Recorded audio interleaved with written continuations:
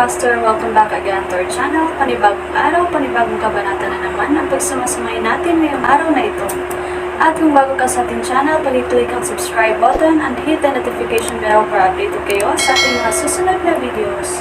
So mga Master, bago natin simulan ang ating kabanata ngayong araw na ito, huwag po sana natin skip yung ads mga Master, no, dahil malaking bagay na po yan sa ating munting channel. So simulan na natin kabanata ngayong araw na ito. Let's go! Kabanata 831 hanggang 850. Kabanata 831. Samantala, sa Kensington Military Region. Sa isang bukas na lugar, isang helicopter ang nakahanda. Sa lupa sa ilalim ng helicopter. James, congratulations sa pagbawi mo sa dati mong posisyon. Ngayon ay papunta ka na sa Southern Plains para ipagpatuloy ang iyong command ng Black Dragon Army. Kung lumabas ang balita, ang mga taga-Sol ay masisindex sa pananabik. Tumawa ang Blythe King habang tinatapik ang malapad na balikat ni James. Si James, gayunpaman, ay may pagbibitiw sa kanyang mukha. Ang muling pagkakaroon ng dating posisyon ay maaaring mukhang isang magandang bagay, ngunit kung mas mataas ang ranggo, mas malaki ang pasanin.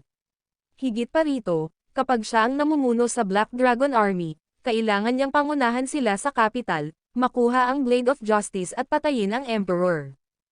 Ano ang mangyayari pagkatapos ng kamatayan ng Emperador ay hindi pa rin alam. I'm hoping na walang major na mangyayari pagkatapos nito, nag-aalalang sabi niya. Ano ang posibleng mangyari? Tumawa ang Blythe King. Kahit anong mangyari, kung may mali, may mas mataas na bahala. Hindi mo kailangang mag-alala. Babalik ka sa Southern Plains kasama ko, sabi ni James sa Elite 8. Oo, sabay-sabay na tugon ng Elite 8. Pagkatapos, lumingon siya kay Blake at sinabing, ipagpatuloy mo ang iyong pag-uutos sa Dark Castle.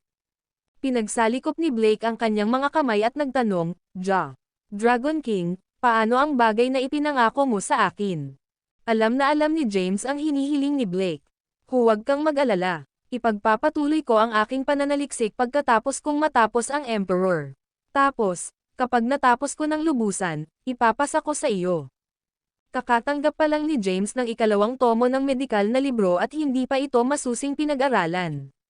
At saka, hindi niya posibleng ibigay kay Blake ang kompletong bersyon ng libro. Kailangan niyang basahin ito, pagbutihin, at bigyan siya ng pinasimpleng bersyon.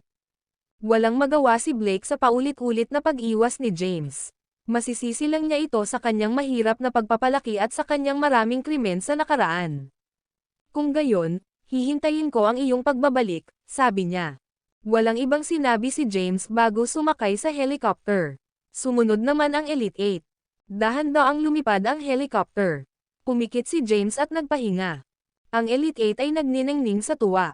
Kung ikukumpara sa Dark Castle, mas gusto nilang nasa Southern Plains. Sa wakas ay babalik na tayo. Sana maging payapa na ang mundo pagkatapos nito. Pagkatapos ay makakapagpahinga na tayo.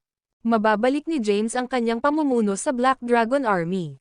Pagkatapos ay aakayin natin ang mga tropa sa kabisera, kunin ang Blade of Justice, at papatayin ang Emperor. Pagkatapos ng kanyang kamatayan, ang posisyon ng General of the Red Flame Army ay mabakant. Sino sa tingin mo ang pumupuno nito? Tiyak na hindi ikaw. Siyempre, alam ko yon. Curious lang ako. Nagkukumpulan sila at nagchichismisan. Samantala, maraming iniisip si James. Ang Gloom ay nagsiwalat ng maraming impormasyon. Sa kabisera, naglalaro ng chess ang mga bigwig. Ang Emperador ay isang sangla lamang. May ibang responsable sa kanyang mga aksyon. Bukod doon, naniwala din siya sa isang tao sa likod ng hari. Sa sandaling iyon, mayroon siyang premonition. Ang pagkamatay ng Emperador ay magsisilbing isang catalysta, at ang kabisera ay magiging ganap na kaguluhan pagkatapos ng kanyang kamatayan. Ang mga bigwig na kanina pa nagtatago ay isa-isang lalabas sa mga anino. Napansin ni Dance Dragon ang kanyang pagkabalisa habang nakaupo sa tabi niya. James, anong iniisip mo? Tahimik niyang tanong. Itinigil ni James ang kanyang pagmumuni-muni at marahang umiling. Hindi, wala lang, sabi niya. Tama na yan, may plano ako. Napalingon sa kanya ang lahat ng marinig iyon. Ang video na ito ay edited by Urban Storytelling. Kabanata 832. Ano ang plano? Tanong ni May. Pagkatapos ng lahat ng nangyari, para akong isang pawn na patuloy na kinokontrol, paliwanag ni James. Hindi magandang pakiramdam. Pakiramdam ko ay maaari akong mamatay anumang oras. Sa tingin ko ay hindi na dapat bumalik sa Southern Plains. Nagsalubong ang mga kilay nila. Pagpapatuloy niya, lahat kayo kaya at malakas. Ang iyong kahusayan sa martial arts ay umabot na sa tugatog ng external martial arts, at ilang hakbang na lang ang layo mo sa paglinang ng true energy at pagiging grandmaster. Ibibigay ko sa iyo ang panloob na paraan ng paglilinang sa ibang pagkakataon. Lahat ay natuwa nang marinig ang kanyang mga salita. Narinig na nila ang tungkol sa internal cultivation method mula kay Blake. Ang Elite 8 ay talagang napakalakas, ngunit kung ikukumpara sa mga grandmaster ng internal cultivation method, sila ay masyadong mahina. Ang pagkakaiba ay maihahambing sa isang bata kumpara sa isang nasa hustong gulang. Hindi ako sigurado kung sino sa mga malalaking tao sa kabisera ang nagdulot ng pagbabagong ito o kung ano ang kanilang pinaplano, ngunit kailangan kong bigyan ang aking sarili ng paraan. Pagkatapos mong humiwalay sa Black Dragon Army at umalis sa Southern Plains, magtatag ng bagong puwersa. Nakinig silang mabuti sa kanyang mga tagubilin. Sa tagal nilang magkasama, napunta sila sa impyerno at bumalik kasama si James. Bukod dyan, nagpapasalamat din sila sa kanyang pagsuporta sa kanila at pagkilala sa kanilang mga kakayahan. Kung wala si James, magiging assassin pa rin silang lahat sa Underworld.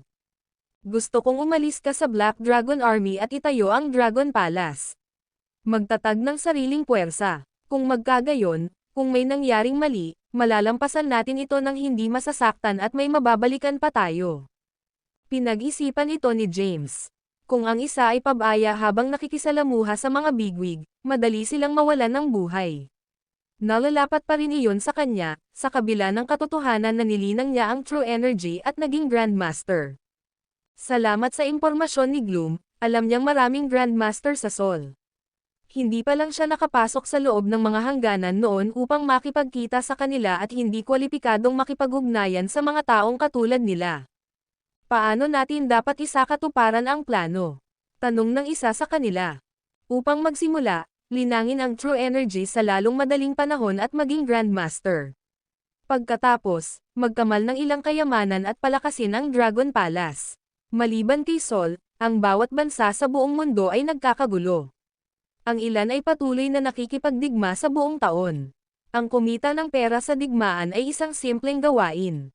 Hanggat hindi mo sinasaktan ang mga inosente, malaya kang gawin ang anumang gusto mo. Ang bawat isa ay nagkaroon ng ilang mga ideya sa kanilang isip pagkatapos makinig sa kanya. Lumingalinga si James sa 8 taong nasa harapan niya, nagwawalis ng tingin sa bawat isa sa kanila. Kanina pa niya ito pinagmamasdan. Lahat sila ay napakalakas. Gayunpaman, pagdating sa mga kakayahan sa pamumuno, ang Wave Dragon ang higit na namumukuntangi. Siya rin ang pinakamatanda sa grupo. Kahit na siya ay medyo malazwak, mayabang, at mahilig magpalabis, palagi siyang gumagawa ng mga desisyon na nasa isip ang pinakamahusay na interes ng grupo. Ang pamumuno ay kailangan para sa isang koponan.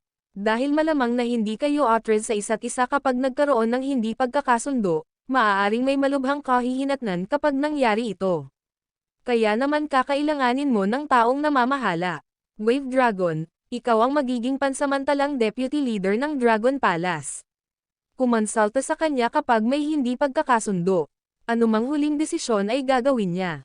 Mayroon bang anumang pagtutol? Hindi. Pero, Dragon King, masyado kang mataas ang tingin mo sa akin. Isa lang akong matandang umutot. Hindi ko kakayanin ito. Dapat pumili ka ng iba. Napagdesisyonan na. Naniniwala ako na mayroon ka kung ano ang kinakailangan.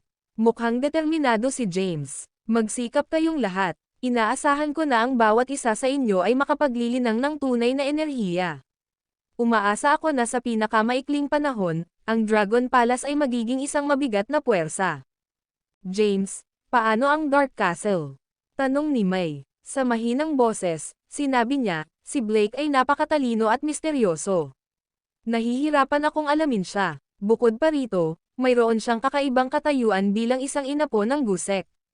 Patuloy nating obserbahan siya bago gumawa ng anumang desisyon. Sa ngayon, Itatago natin sa kanya ang Dragon Palace.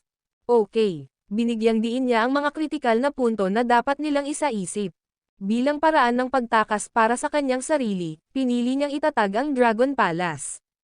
Ang mga executive ng Dragon Palace ay ang The Elite Eight, isang dating grupo ng mga kilalang makapangyarihang assassin.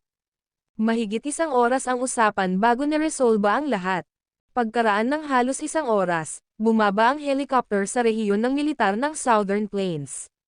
Sa rehiyon ng militar, libu-libong sundalo ang nagtipon. Nanatili ang tingin nila sa pababang helicopter sa harapan nila. May madamdaming intensidad sa kanilang ekspresyon. Ang video na ito ay edited by Urban Storytelling. Kabanata 833. Mabuhay sa Dragon King! Mabuhay sa Dragon King! Mabuhay sa Dragon King! Isang koro ng tagay ang umalangaw sa buong lugar nang makaalis si James. Helicopter. Ang mga boses ay dumating sa mga alon, bawat isa ay mas malakas kaysa sa huli.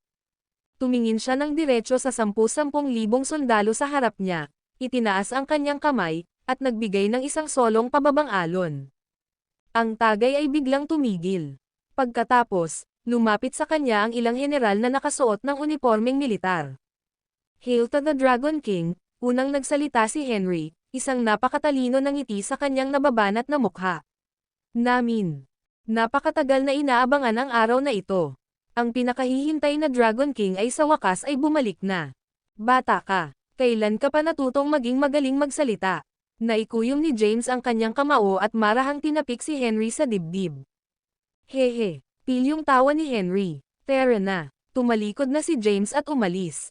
Ang Elite Eight ay malapit sa likuran, na sinundan ng iba pang mga general. Naghanda si James ng transportasyon para sa The Elite Eight para umalis muna sa mga hangganan ng Sol. Itatayo nila ang Dragon Palace at magtatag ng sarili nilang puwersa. Hindi siya lumikha ng bagong puwersa upang makipagkompetensya para sa kapangyarihan o pangingibabaw. Siya ay simpleng umaasa na may isang bagay na maaasahan sa hinaharap. Sa opisina sa rehiyon ng militar. Bakit umalis ang The Elite Eight pagdating nila, Dragon King? Tanong ni Henry. Sinulyapan ni James ang iba pang nasa conference room at hindi sumagot. Nakatanggap ako ng isang lihim na utos na bumalik sa Southern Plains at i-reclaim ang command sa Black Dragon Army, sabi niya. Dragon King, ano ang susunod nating plano? Tanong ni Levi. Umiling si James. Wala naman. Sa ngayon, gawin mo ang lahat ng gusto mo, ngunit huwag mo munang ipagkalat ang aking pagbabalik. Oh, tama. Kumusta ang pamamahala sa daan at 40 lungsod sa Southern Plains? Ang mga lungsod ay pinalitan ng pangalan na Dragonville.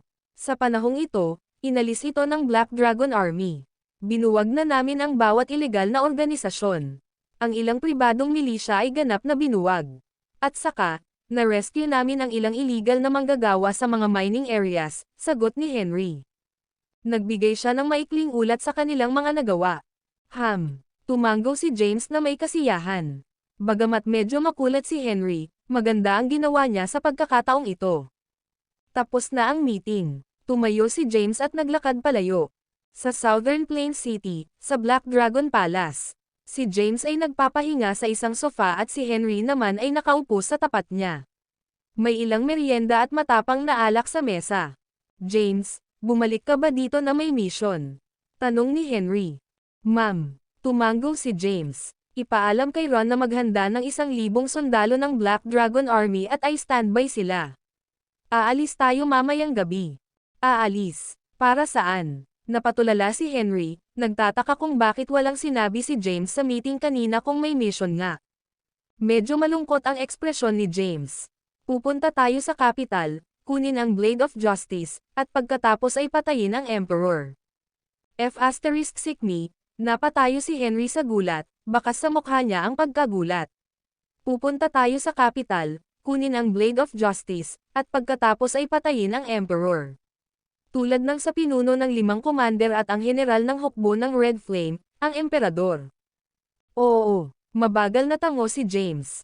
Ang misyon ay mahigpit na confidential. Maliban sa amin, walang ibang dapat makaalam, pati si Ron.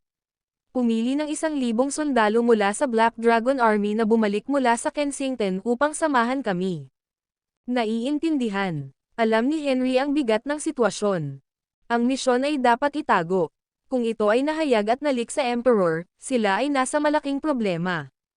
Muli siyang umupo at nagtanong, James, may nangyari ba sa Kensington?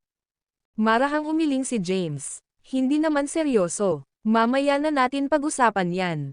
Kumatok, kumatok, kumatok. May sunod-sunod na katok sa labas ng pinto. Tumayo si Henry para buksan ito. Maya-maya pa ay pumasok na siya sa kwarto kasama ang isang babae sa tabi niya. Ang video na ito ay edited by Urban Storytelling. Kabanata 834. Mukhang nasa 20s ang babae. Nakasuot siya ng unipormeng militar at nagpagupit ng bob. Nagpakita siya ng katapangan at kabayanihan. James, lumapit ito sa kanya at hinarap siya ng matamis. Nakaupo si James sa sofa. Tumingin ito sa kanya, pagkatapos ay kay Henry, at tumawa. Hindi masama, nagbunga ang iyong mga pagsisikap. So, kailan kayo ikakasal? Namula ang mukha ni Henry. Hindi kami. Sa sandaling iyon, kinurot siya. Mabilis niyang inayos ang sarili, malapit na. Malapit na itong mangyari. James, kamusta na kayo ni Thea? Tanong ni Whitney habang nakaupo na may matengkad ng ngiti sa labi. Bahagyang umiling si James. Hindi siya interesadong magsalita tungkol sa sarili niyang mga bagay. Umupo si Henry at marahang tinulak si Whitney. Naiintindihan niya at hindi na nagtanong pa. Halika, uminom ka sa akin. Itinaas ni James ang kanyang wine glass. Sumunod naman si Henry at ikanawit ang baso niya kay James. Mr. Caden, ngayon ang anibersaryo ng pagkamatay ni General Kimberly. Let's go pay our respects, biglang sabi ni Henry.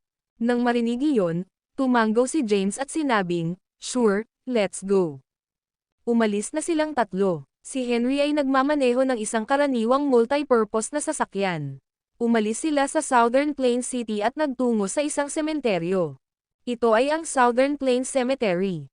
Ang mga sundalo mula sa Black Dragon Army na napatay sa pagkilos ay inilibing dito. Lahat sila ay mga taong may malaking kontribusyon sa bansa. Sa sementeryo, may libingan.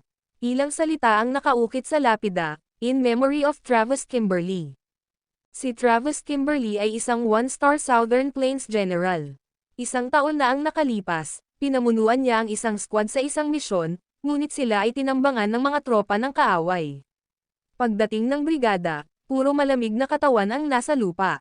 May nagpupugay sa libingan. Ito ay isang babae na mga 20 taong gulang na nakasuot ng puting down jacket. Simula noon ng taglagas at mas malamig ang panahon sa Southern Plains. Sa araw na iyon, umuulan. Nakatayo ang babae sa harap ng libingan, nakatitig sa lapida. Kararating lang nina James, Henry, at Whitney nang mapansin nila ang taong nakatayo sa harapan nito. Ano, may gumagalang ba? Tanong ni James na nakakunot ang noo. Pero wala akong narinig na sinabi ni Travis tungkol sa pagkakaroon ng pamilya. Pinag-isipan ito ni Henry at sinabing, naniniwala ako na binanggit niya ang pagkakaroon ng anak na babae minsan habang nagiinuman kami. Gayunpaman, palagi siyang nagbabantay sa mga hangganan at bihira sa bahay. Kaya nag-asawang muli ang kanyang asawa at isinama niya ang kanilang anak na babae. Tumanggaw si James at naglakad. Habang papalapit siya ay natigilan siya sa taong nakatayo sa harap ng puntod. Ikaw ba? Napatingin si Delilah nang marinig ang boses nito. Pati siya ay natigilan nang makita niya si James at ang iba pa. Maya-maya, lumiwanag ang mukha niya at napabulalas, James. Black Dragon, bakit ka nandito? Itinuro ni James ang puntod at sinabing, ito ang anibersaryo ng pagkamatay ni Travis. Naparito kami para magbigay galang. May realization siya habang nagsasalita at nakatingin kay Delilah na nagtataka. Hindi niya napigil ang magtanong, ikaw, anak ka ni Travis, tama ba? Oo, bahagyang tumanggo siya. Hindi inaasahan ni James ang ganoong pagkakataon. Isang celebrity pala ang anak ni Travis. Tumingin si Delilah sa libingan na may bakas ng kalungkutan. Hindi ko nakilala ang aking ama noong bata pa ako. May mga narinig lang akong kwento tungkol sa kanya sa nanay ko. Sinabi niya na siya ay ignorante at walang kakayahan, at mahilig siyang magsugal. Sinabi niya sa akin na palaging kumakatok sa kanilang pintuan ang mga namumuno sa utang. Pagod na siya, kaya naghiwalay sila. 2 years old pa lang ako nang mangyari yun. Wala rin masyadong alam si James tungkol kay Travis. Ipinagpatuloy niya, noong 1 taon lamang nalaman ko na ang aking ama ay isang general, ngunit siya ay namatay na sa labanan. Tumango lang si James. Itinago ng mga general ng Southern Plains ang kanilang pagkakakilanlan. Hindi nila masabi sa kanilang pamilya, at hindi nila masabi sa iba ang tungkol sa kanilang pamilya. Ang dahilan nito ay ang habang, pagbabantay sa mga hangganan, madali itong gumawa ng mga kaaway. Kung matuklasan ang pagkakaroon ng kanilang mga pamilya, ito ay isang kalamidad. Hindi siya sugarol, isa siyang bayani, mahinang sabi ni James habang nakatingin sa lapida. Ang video na ito ay edited by Urban Storytelling. Kabanata 835. Hindi ko siya dapat sisihin. Tumingin si Delilah sa libingan na may kalungkutan sa mukha at mahinang nagsalita, palagi kong iniisip na siya ay walang kwenta. Hindi ako naglakas loob na banggitin siya sa harap ng iba dahil natatakot akong pagtawanan, pero, hindi ko inaasahan na magiging bayani siya. Nagsimulang tumulo ang mga luha sa gilid ng kanyang mga mata habang nagsasalita. Nang malaman niyang si James ang Black Dragon sa Kensington Medical Conference, napuno siya ng emosyon. Ang Black Dragon ay ang superior ng kanyang ama. Iyon ang dahilan kung bakit isinantibi niya ang kanyang sariling kaligtasan upang magtrabaho bilang katulong ni James, sa kabila ng pag-alam na maaari siyang mamatay. Binalak niyang tanungin si James tungkol sa kanyang ama pagkatapos ng komperensya. Gayunpaman, nakaalis na si James bago pa matapos ang medical conference. Maaari mo bang sabihin sa akin ang higit pa tungkol sa kanya? Oo naman, tumango siya. Sa harap ng libingan, nagsalita siya tungkol kay Travis at sa ilan sa kanyang mga gawa. Naaalala ko minsan noong nakikipag-inuman ako sa kanya, sinabi niya na mayroon siyang anak na babae, paggunita ni Henry. Sinabi niya na nakaramdam siya ng kakilakilabot na nabigo siya. Lasing na lasing siya noon at namumungay ang mga mata. Hindi ko pa nakitang umiyak ng ganyan si General Kimberly. Habang nakikinig sa mga kwento, nagsimulang umiyak si Delilah. Binigyan siya ni James ng mahinang tapik sa balikat niya at inaliw siya. Ang aking pakikiramay. Gayunpaman, dapat mong ipagmalaki na magkaroon ng isang ama na tulad niya. Pinunasan ni Delilah ang mga luha sa gilid ng kanyang mga mata at tumingin sa kanilang tatlo, salamat po. Salamat sa pagsasabi sa akin ng mga kwentong ito, sabi niya. Lumalakas ang hangin at umuulan. We should go, sabi ni James. Okay. Matapos mag-iwan ng ilang barya sa lapida, muli nilang binabaybay ang kanilang mga hakbang. Si Delilah ay naninirahan din sa Southern Plains City. Ano ang susunod mong planong gawin? Tanong ni James. Malamang mananatili ako ng ilang araw, pagkatapos ay babalik sa kabisera, sabi ni Delilah. Kung may kailangan ka ng tulong, magtanong lang, sabi ni James. Masaya akong tutulong hanggat nasa aking kapangyarihan. Salamat, ngunit magpapalam kami dito, sabi ni Delilah na bahagyang kumaway ng kamay. Oo naman, tumango si James, tumalikod, at pumasok sa kotse. Inihatid sila ni Henry pabalik sa Southern Plains City. Pagkabalik nila, hindi umalis si James sa Black Dragon Palace at nanatili doon. Nanatili rin si Henry. Maya-maya, sumapit ang gabi. Mr. Caden, nakastandby ang mga lalaki at hinihintay ang mga order mo. Kailan tayo aalis? Tumingin si James sa oras. 5:00 pa lang ng gabi. Hindi kami nagmamadali. Pagdilim na, aalis na tayo, aniya. Naiintindihan. Samantala, sa rehiyon ng militar. Nakastandby si Ron kasama ang 1,000 sundalo ng Black Dragon Army. Lahat sila ay nakasuot ng itim na uniforme ng militar at ganap na armado. Lumapit si Levi at nakita si Ron. Nilapitan niya ito at tinanong, anong problema? May misyon ba? Tumayo ng tuwid si Ron, nagbigay ng saludo sa militar, at sinabing, hindi ako sigurado, General Grant. Sumusunod lang ako sa mga utos na nakastandby. Hindi na nagtanong si Levi at tumalikod na para umalis. Pagkaraan ng ilang saglit na paglalakad, muli siyang tumalikod at tinitigan ang 1,000 sundalong Black Dragon Army sa di kalayuan na may nagtatakang tingin. May misyon ba? Anong uri ng misyon ito? Naguguluhan si Levi. Isa siyang 1-star general, ngunit may misyon na hindi niya alam. Bumalik si Levi sa kanyang opisina at umupo sa kanyang upuan. Matapos mag-isip ng ilang sandali, kinuha niya ang kanyang telepono at tinawagan ang isang numero. Sir, bumalik na po si James. Nakatanggap siya ng lihim na utos mula sa hari na kunin muli ang utos ng Black Dragon Army.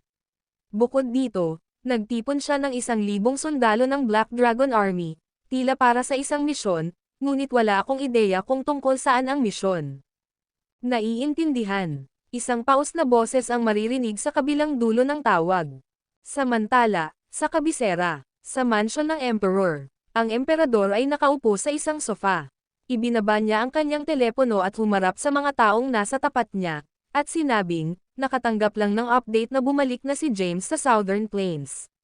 Binabawi niya ang utos ng Black Dragon Army. Ang mga tao sa kabila niya ay sina Rain Maverick at Professor. Ang video na ito ay edited by Herban Storytelling. Kabanata 836. Napakunot naman ang noo nilang dalawa sa narinig. Naglabas ang hari ng isang lihim na utos para kay James na bumalik sa Southern Plains at bawiin ang command ng Black Dragon Army. May malansa. Magtatanong ako sa paligid para malaman kung ano ang gustong makamit ng hari. Mag-ingat ka, sabi ni Rain na may tame time na ekspresyon. Tapos, tumayo siya at umalis. Si Professor C ay humihit-hit ng sigarilyo at sumulyap sa Emperor. Naniniwala ako na ang kaguluhan ay darating. Ang hari ay halos tiyak na susunod sa iyo. Dapat kang gumawa ng isang plano upang iligtas ang iyong sarili sa lalong madaling panahon. Imposible iyon. Umiling ang Emperor at sinabing, ako ang pinuno ng 5 Commanders at General ng Red Flame Army. Hindi niya ako susundan. At saka, walang dahilan para gawin niya iyon. Ang pagbabalik ni James sa Southern Plains ay nagsilbing babala. Sa anumang kaso, dapat kang mag-ingat. Pagkasabi nun ay tumayo si Professor C at lumabas ng bahay. Mukhang nanlumo ang emperador. Inabot niya ang kamay niya at idiniin sa dibdib niya. Hindi ko inaasahan na aalis ka dito, James, galit niyang pagmumura. Muntik na siyang mapatay ng James's Crucifer. Kung hindi nakialam si Professor C para iligtas siya, nawalan na siya ng buhay. Higit pa riyan, sinira ni James ang masalimuot na plano na kanyang ginagawa sa loob ng maraming taon. Ang paalala ni Rain at Professor C ang gumising sa kanya. Bumalik si James sa Southern Plains at ipinagpatuloy ang kanyang tungkulin bilang Dragon King. Ito ay nakapipinsala sa kanya.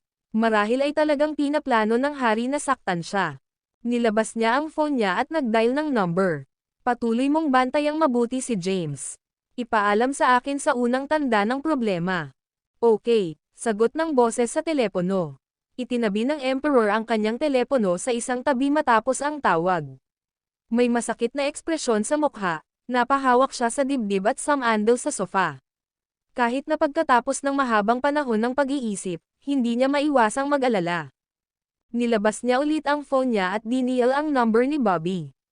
Mr. Johnston, may nangyayari ba? Bobby, hindi ba pwedeng tawagan na lang kita para makipag-chat? Naghanda ako ng masarap na alak sa Emperor's Mansion. Punta ka mamayang gabi para uminom. Si Bobby Kayden ay isang inapo ng pangunahing bloodline ng pamilya Kayden. Hawak niya ang isang posisyon ng kapangyarihan sa loob ng pamilya. Bukod dito, ang mga Kayden ay ang pinuno ng sinaunang 4. Walang ideya ang emperador kung ano ang nangyayari. Kailangan niyang makakuha ng ilang impormasyon mula kay Bobby. Samantala, sa Southern Plains, naghihintay si James sa Black Dragon Palace hanggang sa sumapit ang gabi.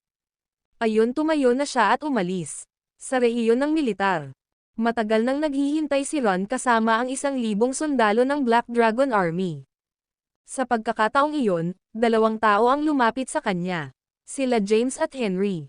Hindi kalayuan sa 1,000 malakas na Black Dragon Army, nakahanda na ang mga helicopter. Lumapit si James at nagutos. Itakda, kumaliwa, dobleng oras, marcha, sigaw agad ni Ron. Sa isang iglap, nagsimulang mag-jog ang 1,000 sundalo ng Black Dragon Army at mabilis na sumakay sa mga helicopter. Ang mga helicopter ay dahan-daang bumangon at pagkatapos ay naglaho sa kalangitan sa gabi. Mahigpit na binabantayan ni Levi si James at ang libo-libong Black Dragon Army. Nang makita niyang lumipad ang mga helicopter, tumawag siya sa telepono.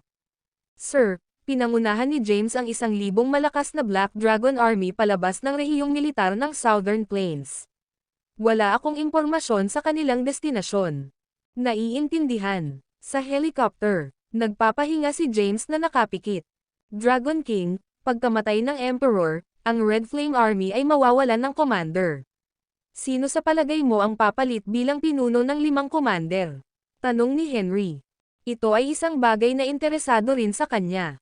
Wala akong ideya, sabi ni Jason, bahagyang umiling. Umaasa ako na mapapatay natin ang Emperor ng maayos nang walang anumang sakuna ngayong gabi. Masama ang kutob ni James tungkol dito. Parang may mangyayari. Gayunpaman, hindi niya mailagay ang kanyang daliri dito. Sana nag-overthink na lang ako sa mga bagay-bagay. Huminga ng malalim si James at inalis ang iniisip. Ang video na ito ay edited by Urban Storytelling. Kabanata 837. Sa kabisera, sa mansyon ng emperador. Ito ay isang marangyang sala. Sa mesa ay isang nakahihilo na hanay ng mga delicacy. Available din ang mga mamahaling inumin at alak. Nakaupo sa sofa ang emperador. With a brilliant smile on his face, itinaas niya ang isang wine glass. Nandito sa iyo, Bobby. Nakaupo sa tapat ng emperor ay isang lalaki na mahigit 20 pa lang. Nakasuot siya ng all-white suit at maganda ang kutis at magandang hitsura. Kahanga-hanga ang kanyang presensya. Itinaas ni Bobby ang isang baso ng alak at humigop ng mahina. Sigurado akong may hiling ka sa akin, Mr. Johnston. Whatever it is, just tell me, walang pakialam niyang sabi. Ibinaba ng emperor ang kanyang baso at itinuro ang mga pagkaing nasa mesa. Una, kain na tayo, nakangiti niyang sabi. Hindi pa rin ginagalaw ni Bobby ang plato niya. Bilang miyembro ng pamilya Kayden, alam niya ang kasalukuyang sitwasyon sa kabisera. Ang mga pangunahing manlalaro sa laro ng political chess ay suportado ng iba't ibang sekta. Tanging ang Ancient Four ang maaaring pumili na manatili sa itaas ng away. Ang isa ay maaaring magtaltalan na ang ilan sa Ancient Four ay nasangkot din. Wala akong ganang kumain, Mr. Johnston. Gaya nga ng sinabi ko, kung ano man iyon, sabihin mo lang sa akin. Naging seryoso ang mukha ng emperador. Nagsindi siya ng sigarilyo na kinuha niya sa mesa. Habang humihinga siya ng malalim mula sa sigarilyo, napuno ng usok ang hangin. To be honest, Bobby, hinahabol ako ng hari. Hindi ko makontak si Mr. Lee at wala akong alam sa kanyang paninindigan sa bagay na ito. Ang mga Kayden ay palaging malapit kay Mr.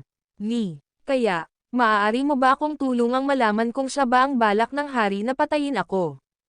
Inimbitahan ng Emperor si Bobby na maghapunan dahil gusto niyang malaman kung ano ang nangyayari sa likod ng mga eksena. Si Mr. Lee ay isang napakalakas na tao. 30 taon na ang nakalilipas, ang hari ay nagawang umakyat sa trono dahil tinutulungan siya ni Mr. Lee sa dilim. Ang tao sa likod ng hari ay si Mr. Lee. Kilala ng Emperor si Mr. Lee at ilang beses na siyang nakilala, ngunit hindi sila close. Tsaka ang lalaking nasa likod niya ay kalaban ni Mr. Lee. Gayunpaman, ang emperador ay naniniwala na ang kanyang mga aksyon ay mahusay na nakatago mula sa hari at G. Gabriel. Kailangang mag-double take si Bobby sa emperor. Tinapik niya ang kanyang daliri sa mesa at walang pakialam na sinabi, Mr. Johnston, natatakot akong hindi kita matulungan. Naniniwala akong alam mo ang katayuan ni Mr. Lee. Ako ay mula sa nakababatang henerasyon ng pamilya Kayden, kaya hindi ako kwalipikadong humingi ng impormasyon sa kanya. Bobby, tulungan mo ako. Tama, Mr. Johnston. Hindi mo ba ginagawa ang bilin ni Mr. Gabriel? Bakit ka naghahanap ng impormasyon sa kalaban mo, Mr. Lee, sa halip na lapitan mo siya kapag may gulo ngayon? Namutla ang Emperor sa isang segundo nang marinig niya ito. Akala niya ay itinago niya ito sa lahat ng mga taon na ito, dahil hindi siya nag-iwan ng anumang maluwag na pagtatapos, anuman ang mangyari. Ang emperador ay nanatiling neutral, hindi kailanman sinabi ang kanyang kaugnayan sa anumang grupo. Hindi niya inaasahan na kahit isang kabataang tulad ni Bobby ay makakaalam na siya ay gumagawa ng bidding ng isang tao. Bobby, kanino mo narinig yan? Mr. Maaaring may sinabi si Gabriel kay Lolo habang bumibisita sa mga Kayden. Iyon ay kung paano ako natutunan ng kaunti tungkol dito. Maaaring mali ako, ngunit hindi nasisiyahan sa iyo si Mr. Gabriel. Iiwan ka niya. Ang lahat ay nakasalalay sa kung handa ang mga Johnston na protektahan ka. Mabubuhay ka kung magdedesisyon silang protektahan ka, pero tiyak na mamamatay ka kung iiwan ka nila, walang pakialam na sagot ni Bobby. Nang matapos siyang magsalita ay tumayo siya. Aalis na ako ngayon. Umaasa ako na magkakaroon ng isa pang pagkakataon upang kumain dito sa Emperor's Mansion, ngunit hindi ako sigurado. Pagkasabi ng mga katagang iyon ay umalis na si Bobby. Ang emperador naman ay may seryosong tingin. Gusto siyang patayin ng hari. O di kaya, gusto siyang patayin ni Mr. Lee. Iyon ay tiyak. Hindi pa niya matiyak ang posisyon ni Mr. Gabriel. Tulad ng para sa pamilyang Johnston. Siya ay nagmula sa pamilyang Johnston ng Ancient Four, ngunit sa pamamagitan lamang ng collateral line. Hindi magiging mali na ilarawan siya bilang isang anak sa labas. Ang kanyang ama ay walang katayuan sa gitna ng mga Johnston. Hindi na kailangang sabihin, ang parehong ay totoo para sa kanya.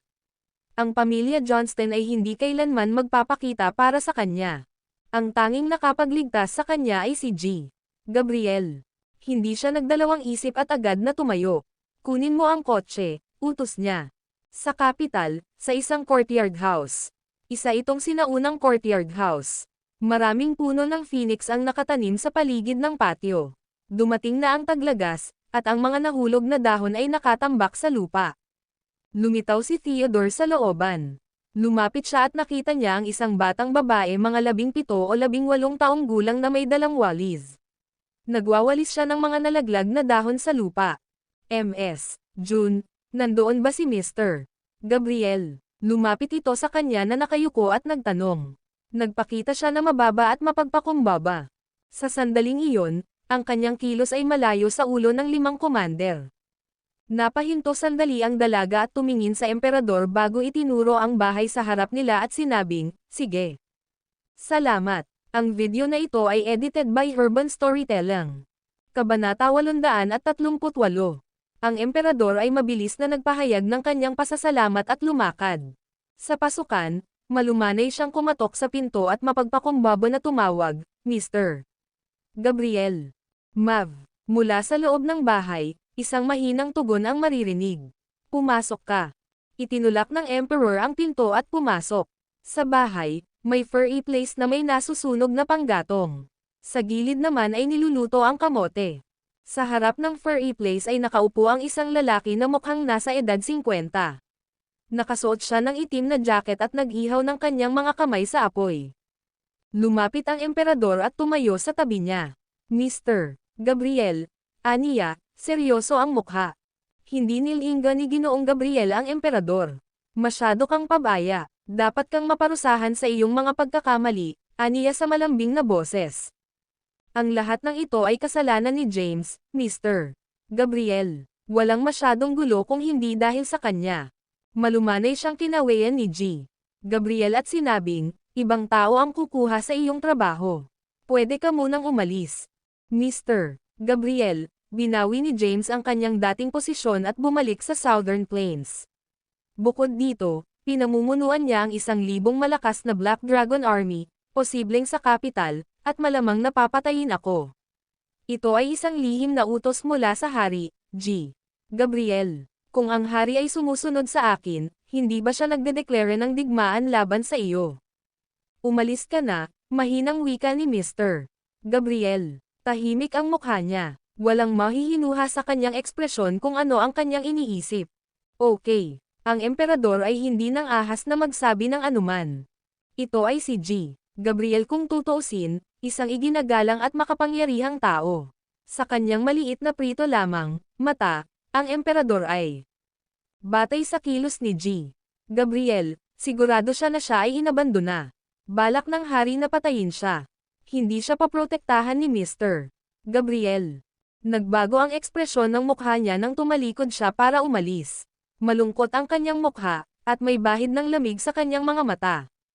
Gumugol siya ng maraming taon sa pagtatrabaho para kay G. Gabriel. Kahit na wala siyang nagawa, dapat ay kinikilala siya sa kanyang pagsusumikap, ngunit sa huli, ito ang naging kapalit sa kanya. Pagkatalikod niya ay naglabas siya ng baril.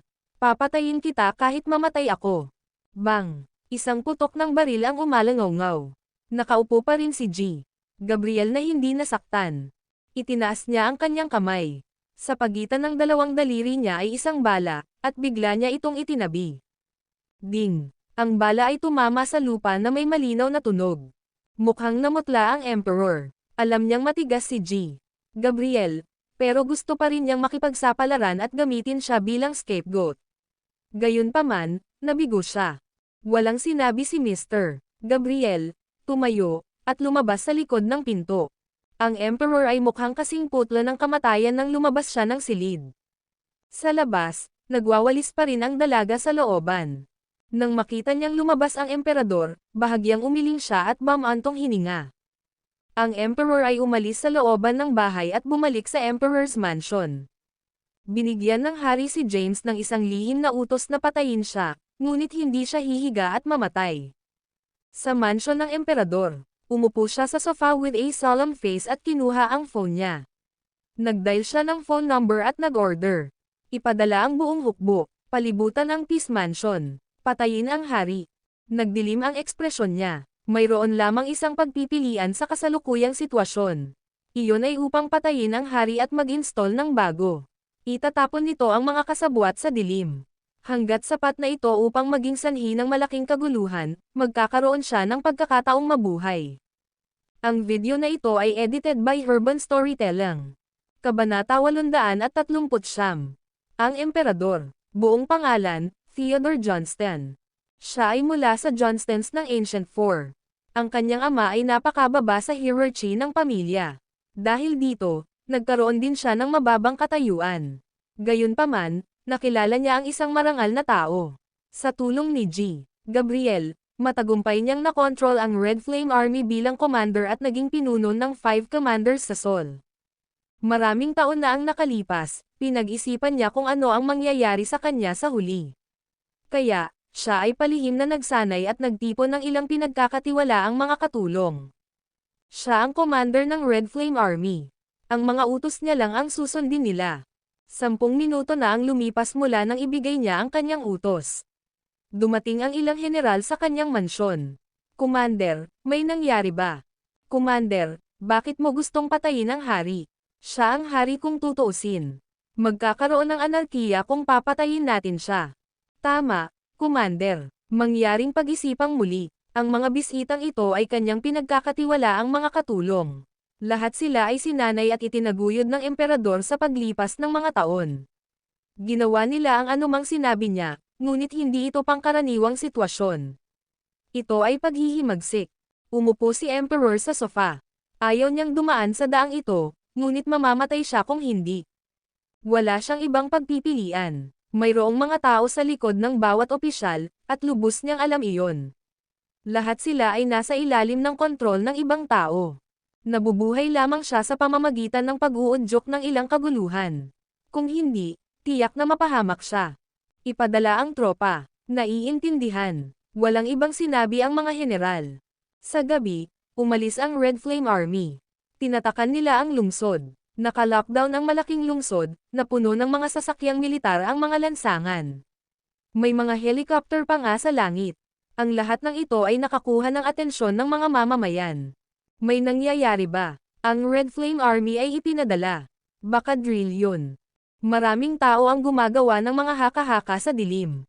Sa tirahan ng hari, sa sala, nakaupo si King sa isang sofa. Umupo sa tapat niya ang isang lalaking nasa edad 60s. Nakasuot siya ng brown na overcoat at ginulo ang buhok. Mamula-mula ang kanyang kutis at mukhang nasa magandang pangangatawan. Ang hari ay nakikipaglaro sa kanya ng chess. Isang lalaking nakaitim na kapote ang nakatayo sa malapit. Siya ay Gloom. Ang hari ay gumaganap bilang Black. Nag-isip siya sandali, bago naglagay ng isang piraso ng chess at sinabing, ang Red Flame Army ay ipinadala, parang. Ang Emperador ay nagtatangkang magdulot ng kaguluhan. May hawak na puting piraso ang matandang nasa tapat niya. Isang matamis na ngiti ang ibinigay niya. Ito ay inaasahan. Iniwan na siya ni Ginoong Gabriel. Kailangan niyang pukawin ang mga bagay-bagay para makakuha ng higit na atensyon kung gusto niyang mabuhay. Sa katunayan, Nais niyang maakit ang atensyon ng Great Four sa pag-asang tutulong sila sa kanya. Isa siyang mahalagang tao, pati na rin ang lalaking nasa likod ng hari. Inilapag ni Mr. Lee ang isang piraso ng chess at nagpatuloy, sa pagkakataong ito, natatakot ako na kahit ang Ancient Four ay hindi makakaalis dito. Tumawa ang hari. Iyon ay isang matalinong hakbang, Mr. Lee. Si James ay isa sa mga Kaidan. Kahit na ang kanyang lolo ay ipinatapon mula sa pamilya, ang dugo ng mga Kaidan ay dumadaloy pa rin sa kanyang mga ugat. Naging executive siya at inatake ang isang miyembro ng pamilya Johnston, na hindi direktang kinaladkad ang Ancient Four dito. Oras na para maglinis, walang pakialam na sabi ni Mr. Lee. Ang Ancient Four ay palaging nananatili sa labas ng away habang lihim na kumikita sa hindi patas na paraan. Nakaipon sila ng malaking halaga ng kayamanan. Bagamat hindi sila opisyal, ang bawat salita at kilos nila ay may epekto sa mga tunay na opisyal. Ito ay nakapipinsala sa pag-unlad at pagtatayo ng bansa. May bakas ng gravity sa mukha ng hari. Tanong niya, be that as it may, malabo ang sitwasyon. Hindi natin mahuhulaan kung gaano karaming tao ang mahuhuli dito sa ibaba ng kalsada. Hindi ba ang panloob na alitan na ito ay isang pagkakataon para sa mga kaaway? Itinaas ni Mr. Lee ang kanyang kamay at ikan-away ito ng bahagya, na hamarang sa hari. Kung hindi tinutugunan ang ugat ng ating mga panloob na salungatan, hindi magkakaroon ng pag-unlad at paglago. Ang mga pamilya, awtoridad, at manipulator na ito sa likod ng mga eksena ay nakakaapekto sa bansa para sa daan-daan at libu-libong taon. Ito ang tanging paraan upang makamit ang kapayapaan at kaunlaran. Sana lang ay hindi masyadong mataas ang presyo na dapat nating bayaran sa huli. Sa sandaling iyon, sumigaw si Gloom, ang Red Flame Army ay tinatakan ang lungsod. Ang mga mamamayan ay nasa estado ng pagkabalisa at haka-haka tungkol sa nangyari. Samantala, papalapit na ang Red Flame Army. Inaasahang mapapalibutan ang Locusyong ito sa loob ng 10 minuto. Nasaan si James? Tanong ng hari. Papunta na siya, tugon ni Gloom. Inaasahan siyang darating sa loob ng kalahating oras. Sa pagkakataong ito, 1,000 sundalo lamang ng Black Dragon Army ang dala niya. Natatakot ako na sila ay magiging dehado kung sila ay makikipagsagupaan sa Red Flame Army. Ang video na ito ay edited by Urban Storytelling. Kabanata 840. Tumanggaw si Mr. Lee at sinabing, mabuti na lang at darating siya. Pagkatapos ng lahat, ito ay isang revolusyon, at magkakaroon ng mga sakripisyo. Walang ibang sinabi si Gloom. Wala rin ang hari, na nakatutok ang tingin sa chessboard. Lumipas ang mga minuto at segundo. Sa labas, papalapit na ang malaking bilang ng mga sasakyang militar. Bumaba sa kanilang mga sasakyan ang ilan sa mga ganap na armadong sundalo ng Red Flame Army at pinalibutan ang palasyo. May mga bantay sa palasyo. Sila ay mga miyembro ng King's Forbidden Army pati na rin ang kanyang mga bodyguard. Sa sandaling lumapit ang mga sundalo ng Red Flame Army, isang lalaki ang lumapit at malamig na nagsabi, ano ito? Wala ka bang ideya kung ano ang lugar na ito? Walang dapat lumapit dito na may dalang baril. Saang department ka galing? Gayunpaman, hindi nagsalita ang general ng Red Flame Army. Pinalibutan ng Red Flame Army ang lokasyon ngunit hindi na gumawa ng karagdagang aksyon. Naghihintay sila ng utos ng emperador. Isang lalaking naka-red flame ang lumabas mula sa isang kotse sa di kalayuan. Sa robe, isang bola ng apoy ang inilalarawan. Ito ay maliwanag, masigla, at puno ng buhay.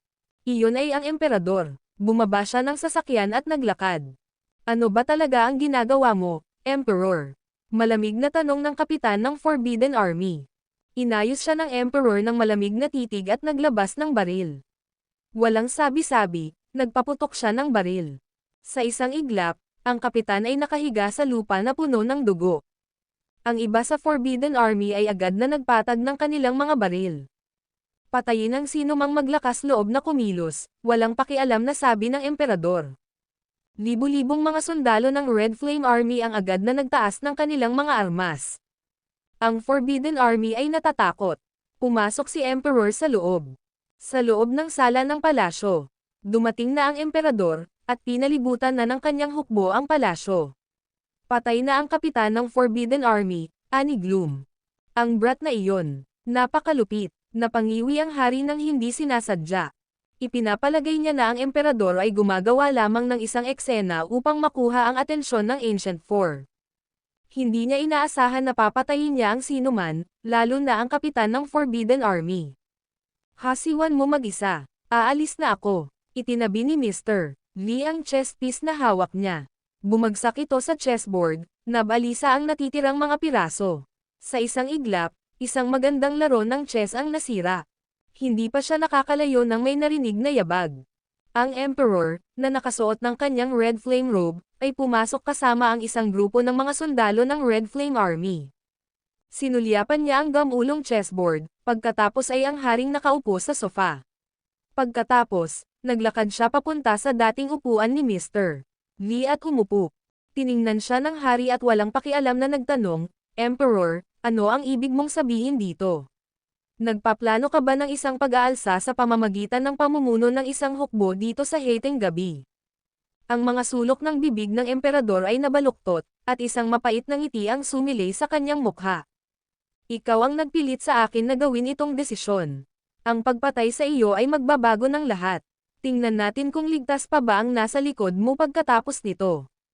Biglang hinugot ng Emperor ang kanyang baril, at itinaas ng mga sundalong Red Flame sa likod niya ang kanilang mga sandata. Hey! Napangisi ang hari. Tiningnan niya ang Emperor at ang 10 sundalong Red Flame Army na dinala niya sa loob. Ikaw ay isang miyembro ng pamilya Johnston na nagsilbi bilang commander ng Red Flame Army sa loob ng maraming taon. Naniniwala ka ba na kaya mo lang akong pasukin at patayin sa kakaunting sundalo? Kung madali lang akong mamatay, hindi na sana ako tatagal ng 30 taon sa posisyon ko. Tama ka. Itinabi ng emperador ang kanyang baril. Alam kong mayroon kang mga manlalaban sa iyong panig, at alam ko rin na kaya mo at malakas ka sa iyong sarili. Gayunpaman, ang aking mga tauhan ay nagtanim na ng mga pampasabog sa palasyo. Punong-puno na ito ngayon sa kanila. Sa sandaling magbigay ako ng utos, lahat ng nasa paligid natin ay patatag sa lupa. Kaya, King, at ikaw din, Gloom. Napakaganda mo ba para makaahon ka rito? Naglakas loob ang Emperor na pumasok dahil inihanda na niya ang sarili para isakripisyo. Kung hindi na siya mabubuhay ng mas matagal, pagkatapos ay kakalad ka rin niya ang hari sa libingan kasama niya. Ang video na ito ay edited by Herban Storytelling. Kabanata 841. Ang isang sulok na hayop na kumakapit sa buhay ay hahampas sa desperasyon. Napakahayop ng emperador. Bagamat alam niyang malapit na siyang mamatay, tumanggi siyang umalis ng tahimik. Dinala niya rito ang kanyang mga tauhan at nagtanim ng mga bomba sa lahat ng dako. Ang emperador ay tumayo at umungal ng may pag-aalinlangan, tumanggi akong mamatay na parang aso. Mabubuhay ako, anuman ang mangyari. Umupo ang hari sa sofa, hindi nabigla sa pagpapakita ng pagsuway ng emperador. Tahimik na tumabi sa kanya si Gloom, pinagmamasdan ang eksena habang naglalaro ito. Sinabi ng hari, masyado nang lumayo si Ginoong Gabriel. Hindi matalino sa kanya na muling buhayin ang planong naiwan isang siglo na ang nakakaraan. Ito ay ipinagbabawal para sa isang magandang dahilan. Ngayon na ang mga bagay ay dinala sa liwanag, Mr. Gabriel ay hindi kukuha ng bala para sa isang disposable pawn na tulad mo. Just give it up, boy. Magaling. Isang nakakalokong ngiti ang ibinigay ng emperador.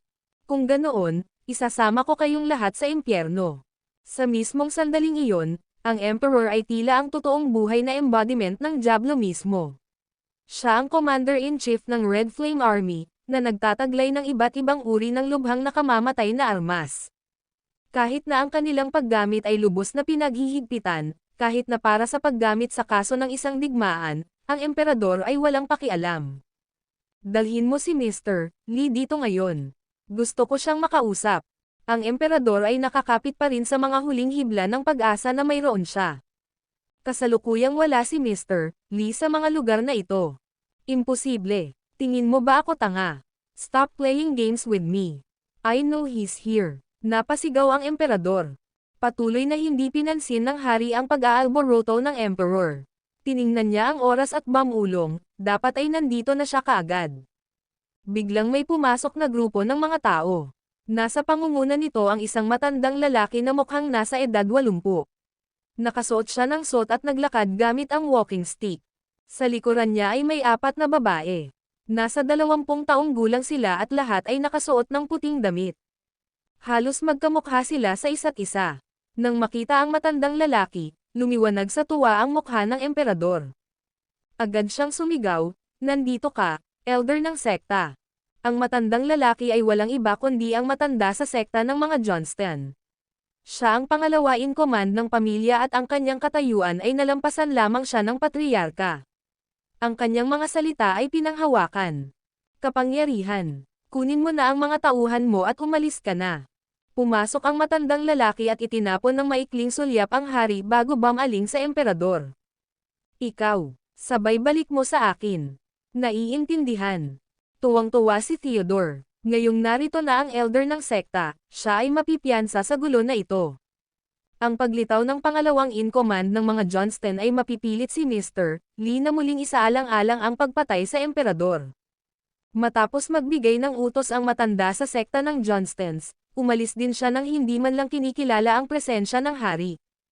Nanatiling tahimik ang hari sa buong palitan. Pinanood niya ang elder ng sekta na inialis ang emperor. Pagkaalis nila, tinanong ng hari, kailan pupunta si James? Tumingin si Gloom sa oras. Malapit na. Tumanggo ang hari. Dahil ang mga Johnston ay nagsiwalat ng kanilang mga sarili, ang mga bagay ay unti-unting lumalala.